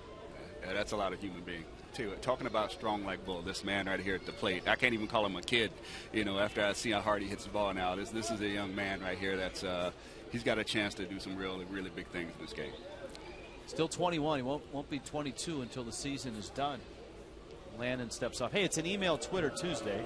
And one of the popular themes tonight, with all that's been going on, we haven't had a chance to go to a lot of them. For both of you guys who have played the game both here in South Florida and other places in baseball, and this is from Lucas in Boynton Beach, since the Ozzie Guillen to the Marlins deal is essentially done, and it looks like he will manage the team next year, how do you think he will manage here in South Florida? How will he be received here? I think nothing's going to change about his style of managing. He's going to be brash. He's going to be very open with his players. I think he's going to get a lot of motivation with these young guys and get them to play hard for him. And I think he's going to be very, very well received by the population down here in South Florida. Oh, I agree. I told someone earlier tonight, I said one thing that Ozzie always has done is he always works hard. He's going to get those guys working hard. He's going to get them believing in him. And I think he's going to be able to get as much out of this team as possible. And Jeff is right. I mean, the Latin community down here, they're very familiar with him. He's a big name, and they gravitate to him because he does have such an effusive personality, you know. I asked someone in the business, what is Ozzie like as a manager? And they said he's like a freight train. Because you see him coming, and you know that's what he is. He's honest, very honest. That ball is hit a mile high. That is what we call a big league pop-up. Morse battling the raindrops makes the catch. He's honest. He will give you an honest opinion. He doesn't sugarcoat it. And you got a sense that the fans in South Chicago really embrace that and like that about him as their manager for 8 seasons. Well, I said this with Craig intervening in the pregame, is that careful what you ask for, because Ozzie Guillen will give you exactly what is going on in the field, and if you're not able to take responsibility for your actions on the field as far as poor play or a mental mistake, Ozzie's going to let you know, and you better be prepared to take that. Well, I think that's one of the reasons why I said I think he'll get the most out of the team, because his managing style is going to force guys to be accountable. And I think that's one of the biggest things you can have on a ball club is accountability. The ability to say, you know what, I need to do this better, and to accept when someone says that you need to do something better. And you're right. If Ozzie feels a certain way, he's going to say it. It's not going to be, oh, I think maybe. He's going to be like, look, we need to do this better. And the guys in uniform are going to have to respond to that. And I think a lot of the fans feel like that's just what the Marlins need right now. Gabby takes outside. Yeah, there will be no gray area with Ozzie. And I'll tell you what, the media is licking their chops. They're going to get some good quotes from him. Who was the toughest manager you guys played for in that sense? Who was it? Tell it like it is. I had a few. I mean, I caught Leland at the end here, and he said some things in the dugout, and I was like, he is really mean. but you know, you and I was young. I just got to the major leagues. But Leland, I heard him kind of go off a few times. Bobby Valentine he had a stopwatch go off. I mean, when you were in trouble after a game, he would come into the clubhouse and start his rant. And Rich Donnelly would come in the clubhouse and say, no, nobody get up yet. He's not done. And we're sitting there waiting. He'd go into his office, come back out, give us another 3 or 4 minutes, go back in his office, and Rich would go like, no. And then finally he'd give us the all-clear signal, and we could get up and go about our business after the game. I learned that during my September call-up here. I've got maybe a month or so in the major leagues, and he's really upset. We come in, we lose the game. He leaves the clubhouse, comes back, yells at us some more, leaves, comes back, yells at us some more. And his parting shot to us was, I ought to have you guys arrested for impersonating a Major League Ball club. I think I heard that line, too, as a matter of fact. 2-2 to Gabby Sanchez. Hits him in the foot. And Bonifacio figured he'd try it. Bonifacio, by the way, just stole his 40th base after the double. Niner, who was the toughest manager you played for in the big leagues? I'm probably going to have to say Leland as well. I had Mike Hargrove, who I really enjoyed playing for in Baltimore. A very fair guy, and he would let you know as well when you weren't doing things like you should on the field, weren't playing the way he felt you were capable of playing. But, I mean, Leland was probably would put his foot down the hardest. You had Bobby Valentine? Yeah, I had Bobby Valentine for a short deal. Bobby was, what people don't know is Bobby's a player's manager. You know, he's going to stand behind you, but he is going to make you accountable for your actions. And as a player, You may not like it, but you have to want that from your manager, because that's the only thing that's going to make the team function and make everybody accountable, is to have someone willing to say, we need to do this better, or you can do that better. I know you can, so go do it. And I think if you want more out of yourself, you want a manager like that. 1-0 pitch coming to Logan Morrison. Runners at the corners.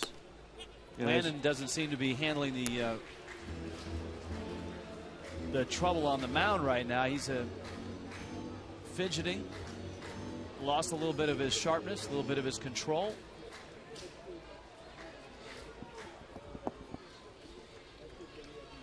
It's gone 2-0 on Morrison. And it pops out of the glove of Ramos, and here comes Bonifacio. He scores. Landon ends up sprawled on home plate, and Gabby is now at second base. And the Marlins have tied the game. You just get the sense that John Landon isn't real comfortable out there in these conditions. Yeah, he hasn't thrown a pitch close to Logan Morrison this at bat. 3 balls in a row. And you see the skid mark where he started his slide going, this is Landon I'm talking about. You see he slides almost as far as Bonifacio does getting to the plate. That's a great shot. A great shot. Nice work in the truck. And on the cameras, Fox mode. Morrison takes a strike, and it's 3-1. Logan Morrison, one of the bright young stars that the Marlins have, moving into that new ballpark. See, this is a situation where Landon, he's got to kind of battle through the conditions, because he had the situation he wanted. You know, even though he hit Gabby, he wasn't really all that interested in pitching to him. He has the lefty up there now. This is the time where he's got to get this batter. Morrison homered and doubled last night. That one gets away, and Gabby ends up at third. Morrison ends up at first on ball 4. And so here comes John Buck. Preston, favorite ballpark to play in? Wrigley Field. Wrigley Field. You know what? I don't know what it was. Maybe it was because it was so intimate with the fans being so close to you there on the field. I really enjoyed playing in Wrigley. The fans, when you're in the outfield, they'll say some stuff that, make you question whether you should be in the big league. You couldn't repeat to your best friend. You wouldn't want to. Yes, but Wrigley Field, I really enjoyed Wrigley Field. The fans were really close. It felt like they were more a part of a game there. And maybe it's because the stadium's 100 so years old. Maybe that's part of it, but I really enjoyed Wrigley Field. You follow the game still? You watch the Marlins? You watch other Major League teams? Oh, yeah, I'm constantly checking out the games. I got the whole baseball package, so I'll check out what's going on, teams that I played with first, and then I'll check out on guys that I like throughout the league. Right now, Steve McCatty, who's out there talking to John Landon. The Nationals bullpen is in motion. As an infielder that played at Wrigley Field, I wasn't a big fan, because the infield there was probably one of the worst in all of baseball. The little red brick wall that they had as a backdrop there was very difficult to pick up the ball, because you played so many day games there, so it was bright, sunny. The fans wearing white shirts, and that wall, the ball would go right through all those white shirts on the way to you.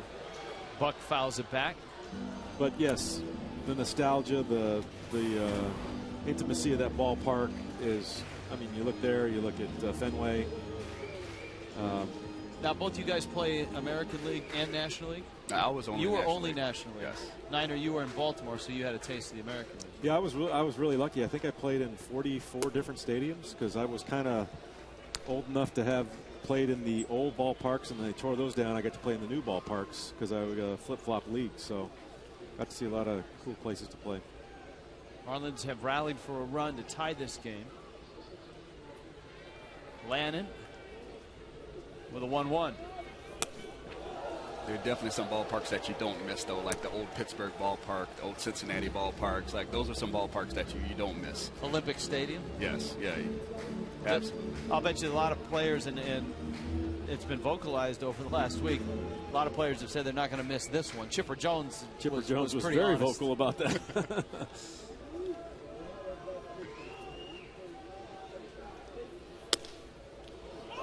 There's a strike. Our crack staff pointing out that 21 of your 37 hits at Wrigley Field were for extra bases. A dozen homers. 303 average. I liked Wrigley Field, man. I don't know what it was, So I got there and I just felt good, You know, Arizona's one of those ballparks too. You get there and just the ball looks big. You know, it just feels like stuff is going to happen good for you. Hello, Colorado.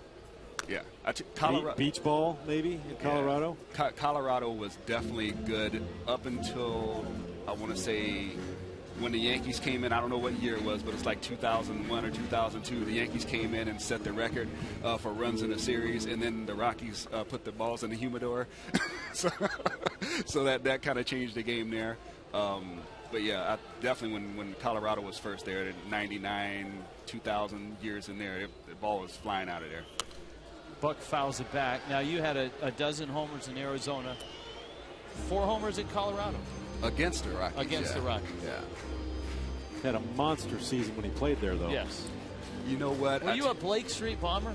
I was, but I have Did you get like a little card and a special name tag handshake and all that? Yeah, whenever I go there, you know, there's a little secret interest we go into that we get to sit. Me and Ellis Berg, Vinny Castillo, we all sit down in there and talk a little bit. But, you know. Blake Street Bombers.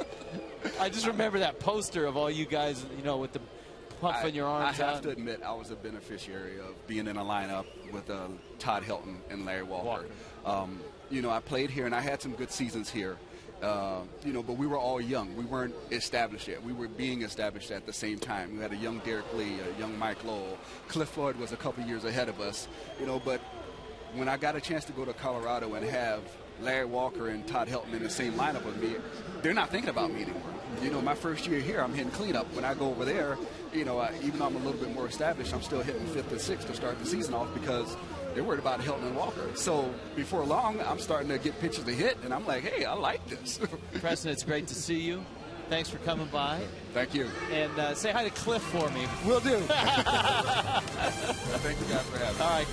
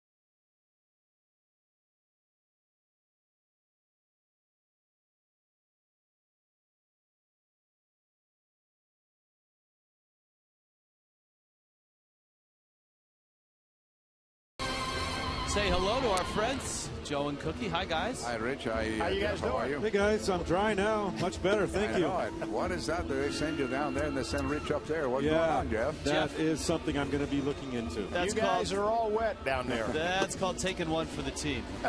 Hey, it's called maybe seniority or something. I don't know. We'll include you in this email and Twitter Tuesday, and we've had many questions about Ozzie Guillen and Cookie. Yes. How do you think he will be received here in South Florida? What type of manager do you think he will be here? I think it's going to be a lot of excitement. You know, the way that Ozzie is, you know, he's been successful. He's been here before and coached third base for this ball club. He knows the league. And he being back here where there are so many Spanish-speaking people and from Venezuela, quite a bit of them, I think he's a very good manager. And all he has to do is just to try to get acquainted with his players, you know, to have the respect. And you know him, he's not going to take anything from any player. He's going to let him play the game the way it should be played. And if you don't, then you're going to have to go someplace else and learn the game.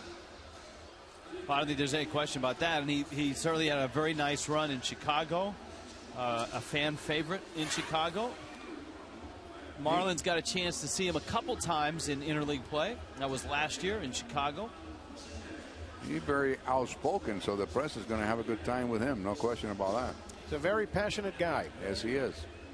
Well, I think, and Preston said it, and Jeff said it as well, I think there are players that are really going to like that as well, to like to hear the blunt truth. And I mean, Ozzie he's an upbeat guy as well. He's not just a guy that, you know, down here you see him on sound bites and on Sports Center. But if you're around him and you watch him manage day to day, he's very upbeat as well. Well, he is, and he wants his players to play the game the right way. I mean, in this game, you have to hustle. There's no question about that.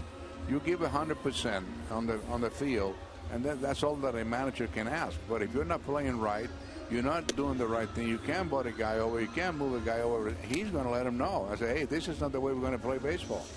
Winning baseball is doing the small things fundamentally right. It goes the same way with broadcasting, I think, too, Cookie.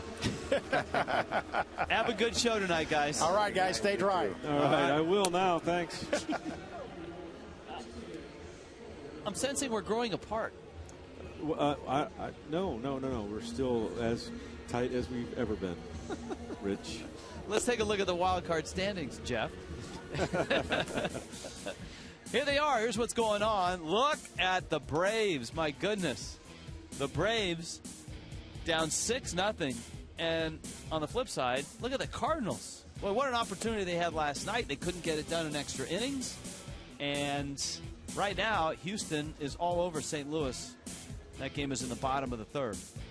So it could go down to the last day at just a game. That's the National League wild card race.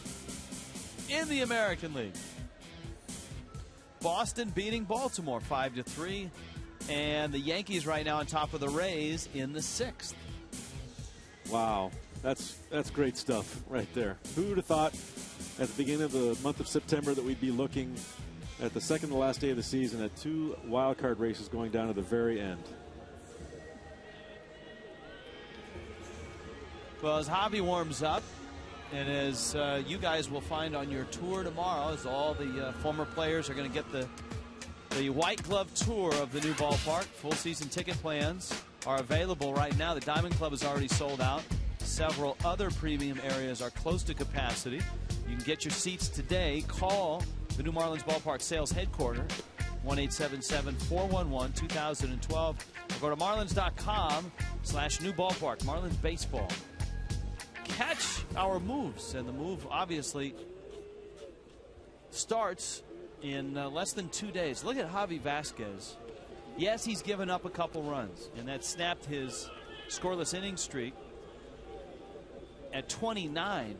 Our Toyota trend. The Marlins have won his last 6 starts, 17 of 31 this season. And Javi goes to work on Mike Morse here in the 7th inning. You look at that winning percentage. You wish that the Marlins would have a .548 winning percentage on the season. This snapped Javi's scoreless inning streak. Morse, who homered last night to beat the Fish, homered to tie the game at that point.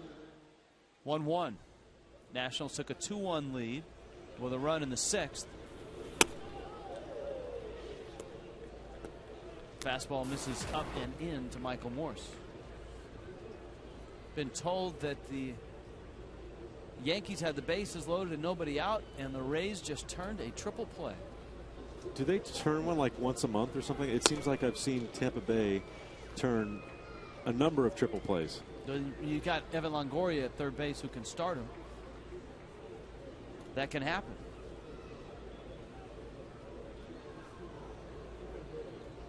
Morse against Vasquez. And Javi with a high fastball. Count 2-2.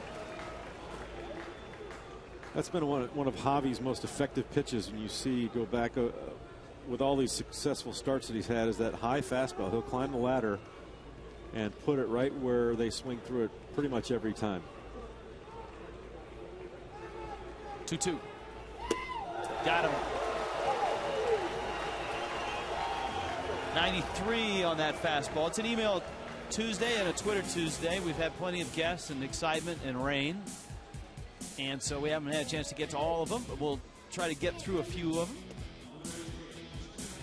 Game Connect off of FoxSportsFlorida.com's website gets you to ask the broadcast. Send away. Niner, this is an interesting one. This is from Alex in Plantation. My aunt and uncle, through a charity auction, won batting practice with Jeff Conine in 2004. After that session, he was scratched from the lineup that night. And they've been worrying themselves now for 7 years that you being scratched was because you ended up throwing batting practice to the aunt and uncle. Can you put their mind at ease? Do you remember getting scratched after throwing a charity batting practice? I can definitely put your mind at ease. I did not miss that game because of throwing batting practice to you guys. So, Alex, tell your aunt and uncle they're off the hook. They're off the hook. When did you have your Tommy John surgery, by the way? It was almost called Jeff Conine instead of Tommy John. That's how long ago I had it. 1988. Wow. Yeah. After my first season in A-ball. That was those were the early years. Yeah, Frank Jobe did it. The originator of the surgery actually did the surgery. Ground ball second. Infante picks it up, flips it to first. In time. The contract extension for Omar Infante is official. It was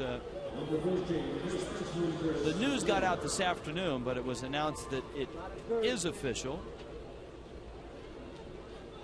2-year contract through the 2013 season. And so Infante, who is 29, will be a Marlin for the next 2 seasons. Good for him. Good for the Marlins. That's a good sign, I think. I think if you asked Ozzie Guillen that as well, he would say it's a very good signing. Very good signing. We're talking to a former Gold Glover at shortstop and a Gold Glove contender at second base. And a nice inning by Javi Vasquez. 2-2. 7th inning stretch.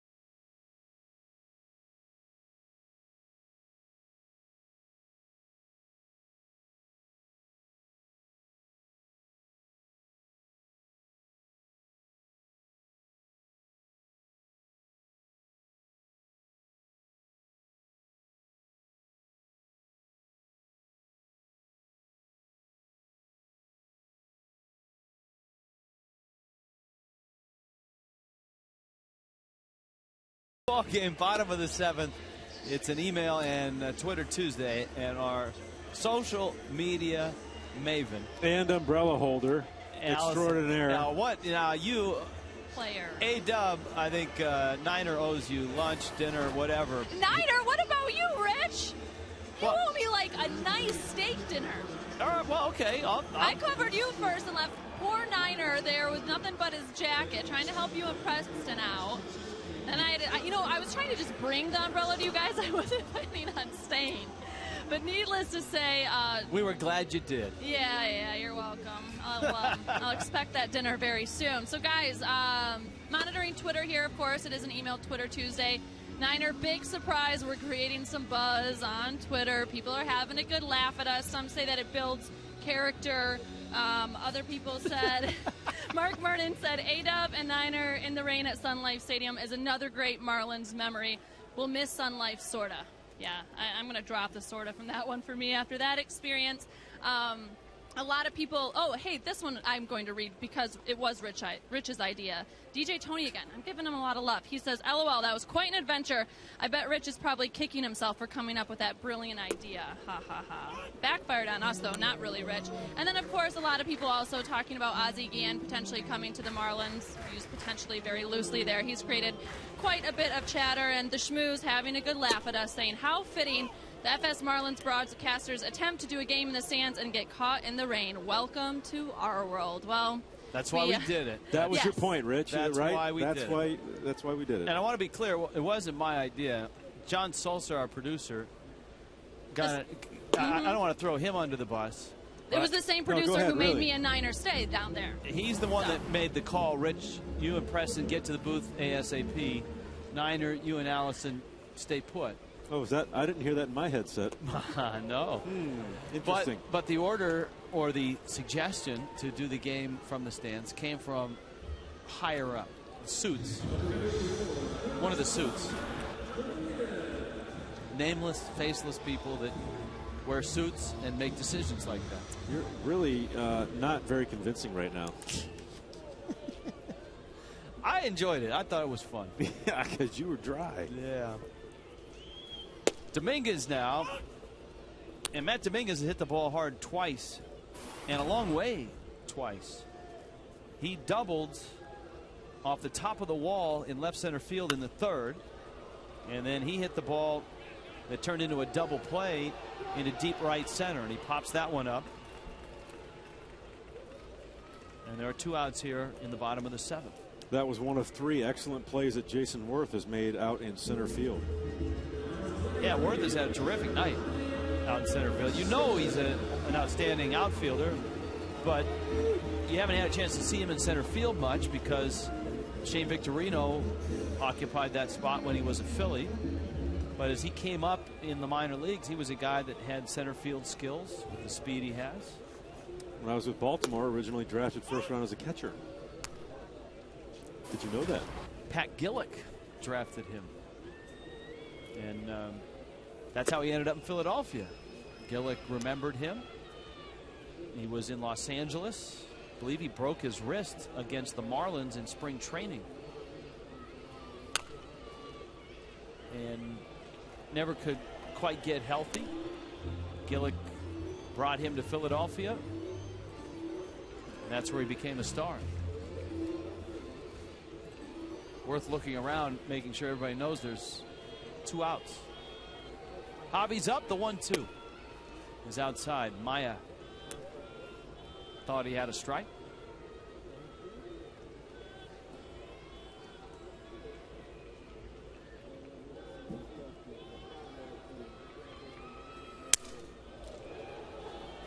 Sawed him off, and the ball dies out there at second. Espinoza flips to first, and the Marlins go down in order in the 7th in a 2-2 game.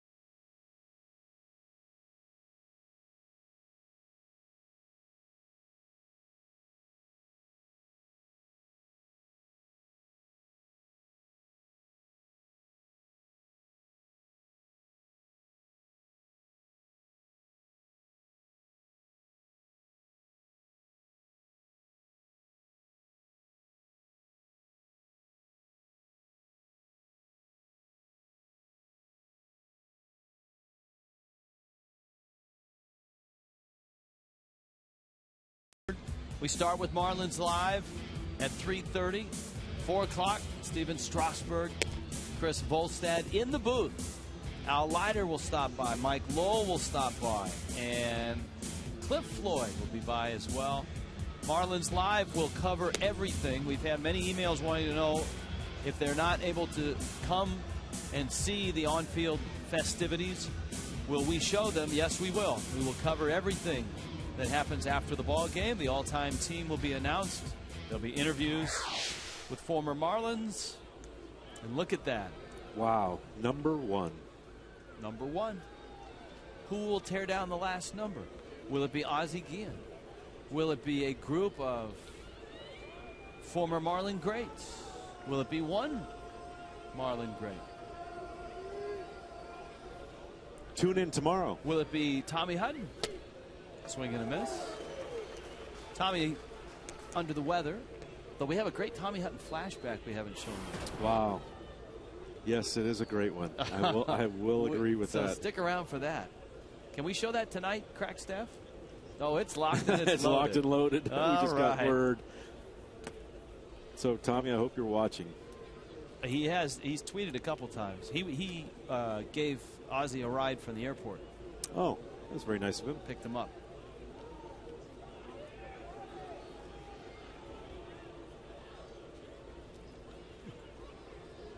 Here's the 1-1 pitch. Smacked into center. Peterson is there. All right, here is, now this is sort of like an evil Tommy Hutton back in the day. Not only the Marlins, also the San Francisco Giants. A coach on the staff, Carlos Alfonso, is not going to be here. Of course, the veteran right-hander Levant Hernandez is not going to be here. He was not scheduled to pitch, however. He will pitch tomorrow night. Interesting catching situation for Dusty Baker because Bobby Estalella is not going to be here.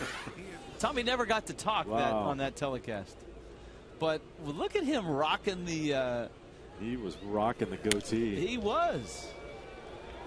He looked mean in that. I mean, he had his game face on. He had the goatee going. But we miss him. And look at him. Look at that. Now that is slick. Now that's all part of a big piece for tomorrow. One of the oddest moments in history, the Elian Gonzalez Day. 8 Marlins did not play in that game. Here's Lance Nix. Big burly guy. Sends it to center field. Brian Peterson is back. And he makes the catch. Look at Javi Vasquez cruising through the 8th in a 2-2 game.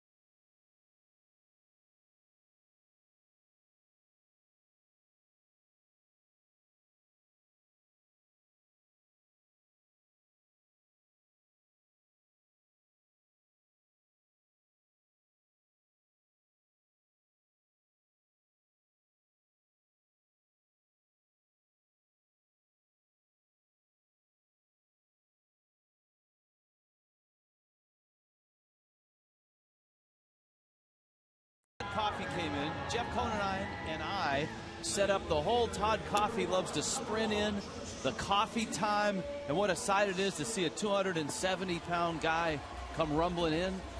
And he walked in from the bullpen last night, which disappointed everybody. Our producer, John Sulzer, was outraged. Outraged. So he dug this up. This is the real coffee time. Look at him go. You can hear the crowd in the background going crazy. Woof. It's winded. Give me a second there, Coach. He's not quite like Heath Bell with the, finish with the slide, pop-up slide. Wow. Coffee is in. Bonifacio is up. As the Marlins at the top of the order in the bottom of the 8th. Bonifacio 1 for 2. And he takes a fastball up.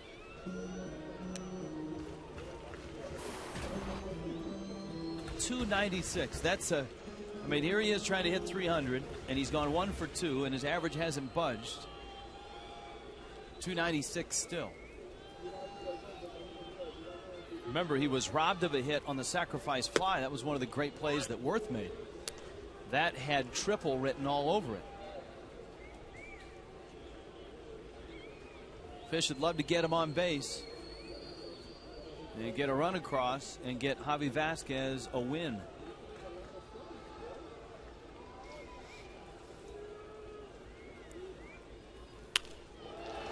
Liner, base hit, Bonifacio. Now he's 2 for 3.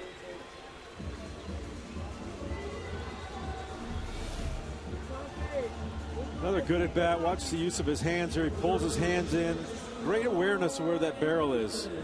I think one of the biggest improvements he's had so far this year is that right there, being able to put a ball in play that last year he'd make it out. Guess what, Niner? 298. So he jumped. He was at. He must have been 296.8 or 0.9 or something. Yeah. He jumps to 298. And he's a threat to run. Coffee with Infante up there. And that's taken for ball 1.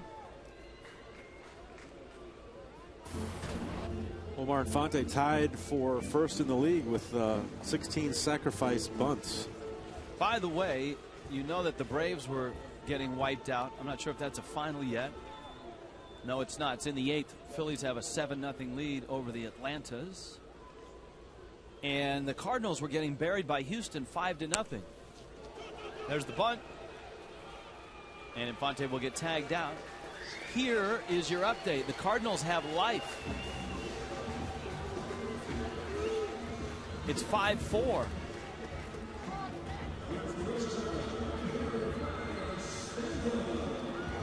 How about that? St. Louis a game back. It looks like Atlanta's going down again. And if the Cardinals can come back and actually win that game in Houston, they would go into the final day all tied up. And that's what the wild card is all about. Making that excitement last right to the very last day of the baseball season. Like it. So the Marlins have the go-ahead run in scoring position. It's Bonifacio. Stanton has doubled, popped out, flied out. And a backup slider gets across for a strike.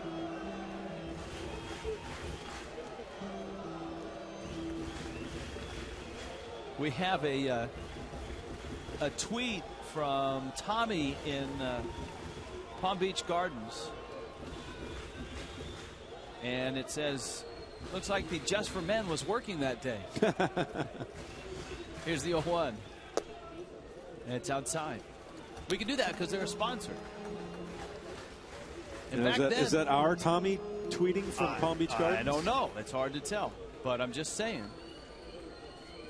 Back then, sponsors also not only gave money, but they apparently also gave product to the broadcasters.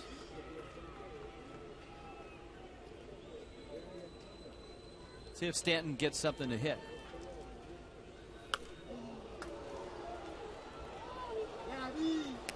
Todd Coffey pumping up to 95 miles an hour on that fastball to Mike Stanton.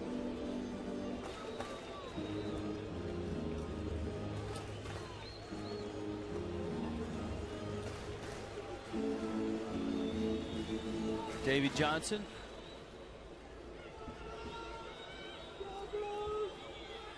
Bonifacio's at second. There's one out. 2-2 game.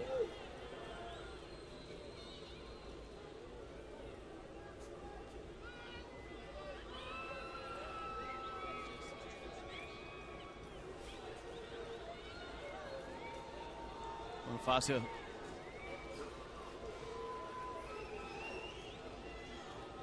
dancing from second. 1-2. And Stanton takes down low.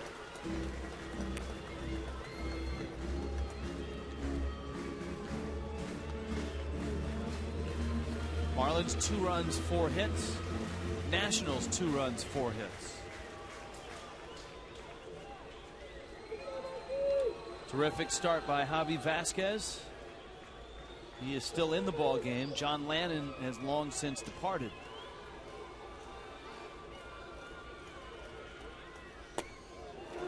And Coffey, once he got 2 strikes on Stanton, hasn't come close. You'll never have to wear plastic again, ma'am. I promise.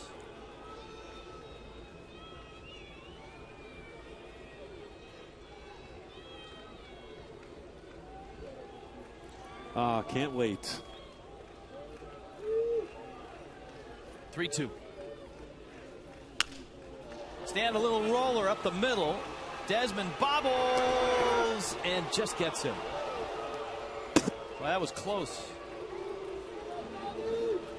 Marrero, a nice pick at first base. Pretty treacherous conditions out there. Mike Stanton getting down that line pretty good, even though the footing's probably not the best. Very nice pick over there at first base by Marrero. That is not an easy ball to pick.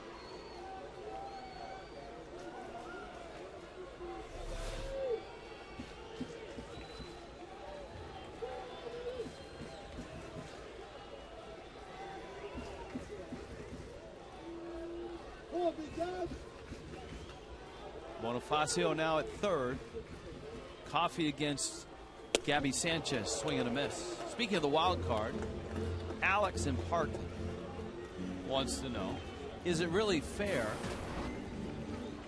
if the first place wild card team, this is, I think he's saying, if they go to the 2 wild card system, the new format, first place wild card team leads the second place team by, say, 4 or 5 games, and they could lose that with just 1 game.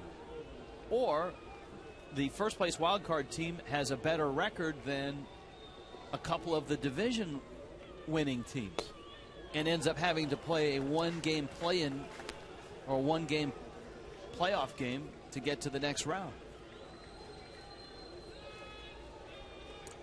Yeah, I kind of like the system the way it is right now. I think it works well. As we see, you got teams involved to the last day of the season, even though they had what were seemingly unsurmountable leads even at the beginning of September. I don't know how that new system would work. Coffey misses down low,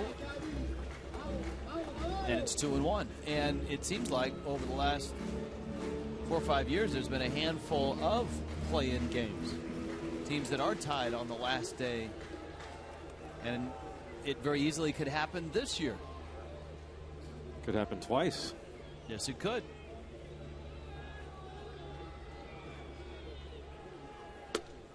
Backup slider and a strike. Gabby didn't like the call.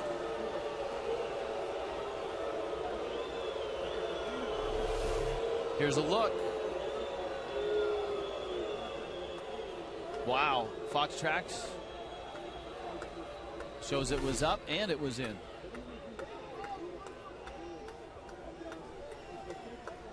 So a break for Todd Coffey. And now Gabby, instead of a 3-1 pitch, is looking at a 2-2. Some call the backup slider the best pitch in baseball. Coffey strikes him out. And the Marlins leave the go-ahead run standing 90 feet away. 2-2 to the 9th.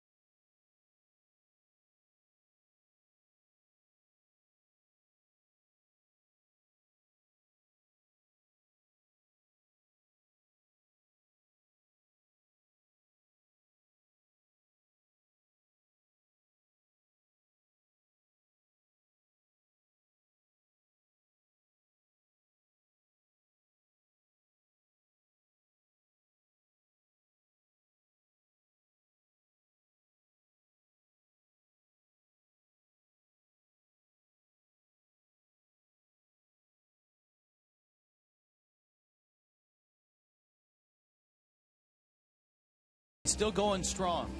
The last 3 outings coming into tonight, he had gone 5 starts and given up 1 run, and he had gone those 3 starts without a run. He went 4 innings to open this ball game without giving up a run, setting a new Marlins record, 29 consecutive scoreless innings.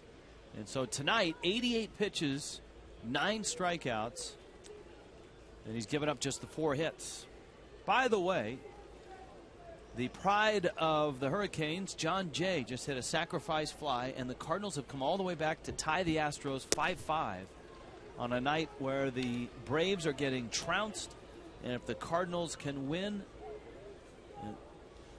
it'll come down to tomorrow. That game's only in the 4th inning, 5-5. Chopper to short. Bonifacio is around it. Ian Desmond is out number 1. Well, heck, Javi could, at 88 pitches, he probably can keep going for another inning or 2. Well, how about that ratio? 68-22 strikes to balls. We saw last night's game, Anibal Sanchez really struggled with his control. He couldn't really find the release point. At one point mid-game, he was 40-40 after 80 pitches.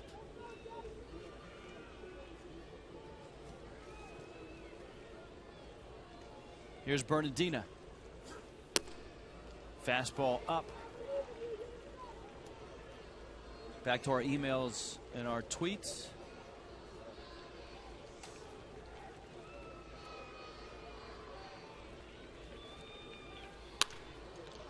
Up the middle.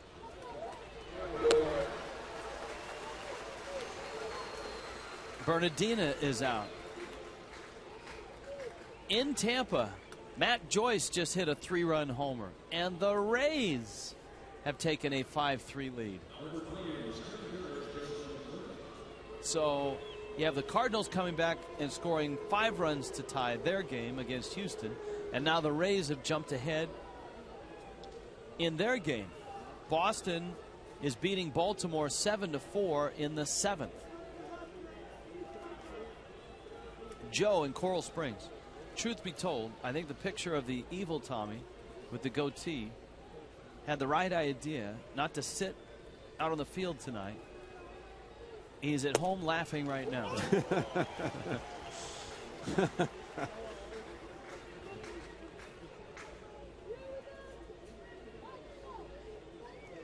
We've had a few questions about single game tickets for next year. Little tapper, this is going to be trouble. Dominguez fishes it out of the wet infield grass. It's going to be a base hit for Jason Worth.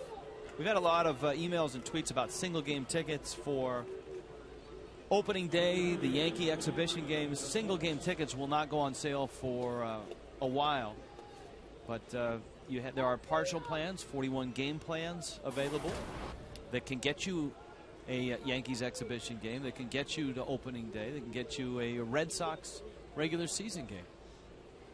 It's there's some great seats at this ballpark. Pretty much any seat at this ballpark is a good seat. Even the upper deck seats, you got a great view of the field, and there are some outstanding seats for season tickets. I know a friend of mine got some seats out in the right field home run porch, which is a great view of the field, for $12. $12? $12 season tickets. There are, I think the note I saw, there are more seats in the upper deck in this stadium than there are in the entire ballpark, in the new ballpark. You think about that. That's amazing. Yeah, that's amazing. It has the highest percentage of lower bowl seating than any other park in the big leagues. Morse is up, and he's been trouble. He's homered in this ball game. Of course, his 3-run homer wrecked the night last night for the Fish and for Edward Mujica.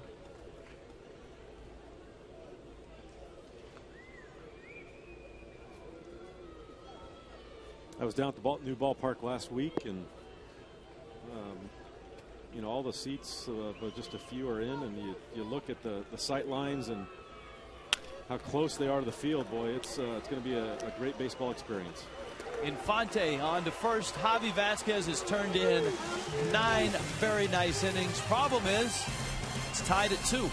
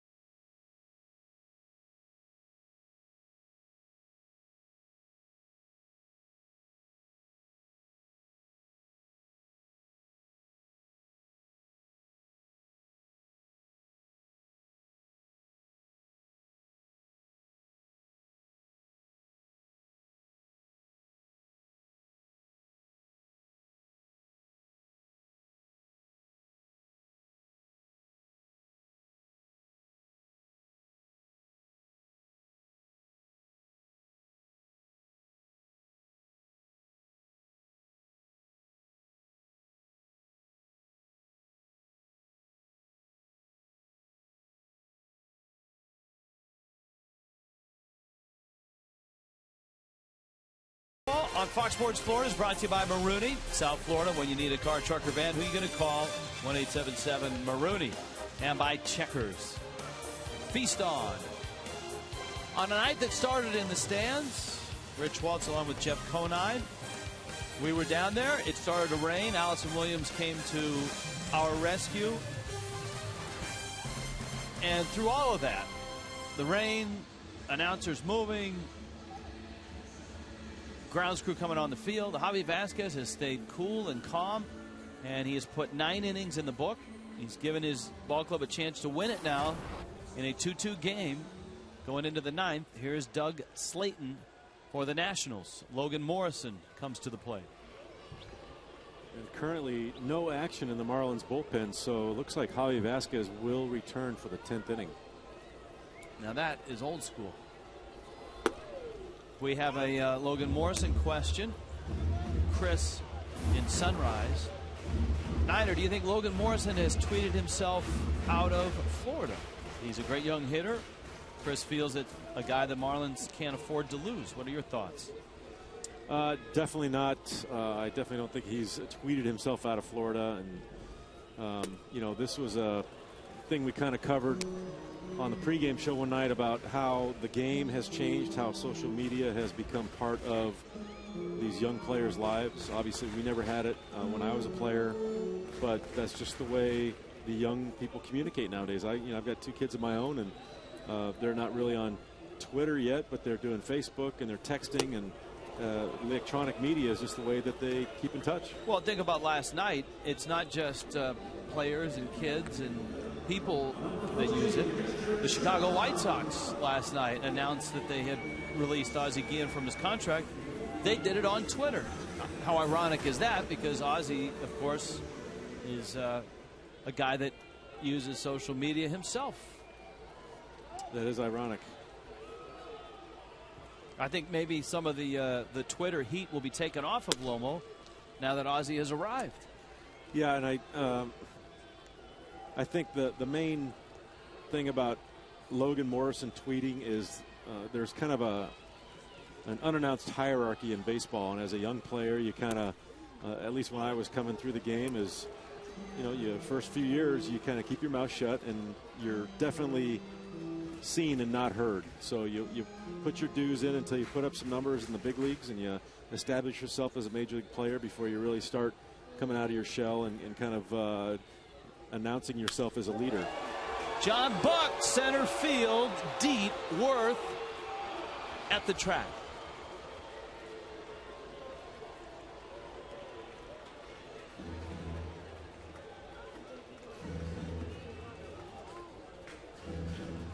So there are 2 outs. Here comes Brian Peterson. Now, our crack staff has quickly gone to work to determine that no Marlin pitcher, no Marlin starter has ever worked into the 10th inning. Ever. Wow. And this year in Major League Baseball, no starter has gone into the 10th inning. Old Hoss Radburn, who is a great follow on Twitter. You'd love him. He's old school. Peterson, right field. Get out of here. Let's go home. Walk-off shot. Javi gets a win. Here comes the bullpen. Second career homer for Brian Peterson. Yeah.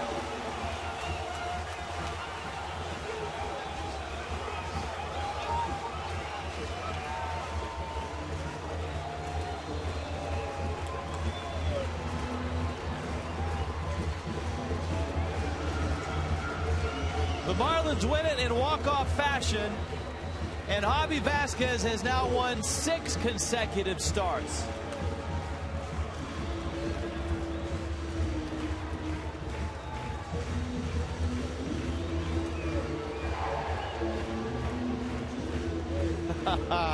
That's fun to watch.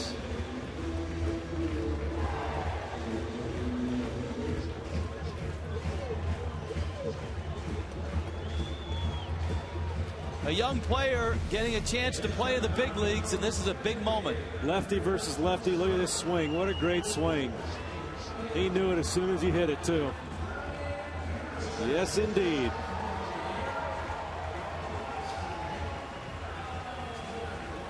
Way out of here. Wow, that is a no-doubter.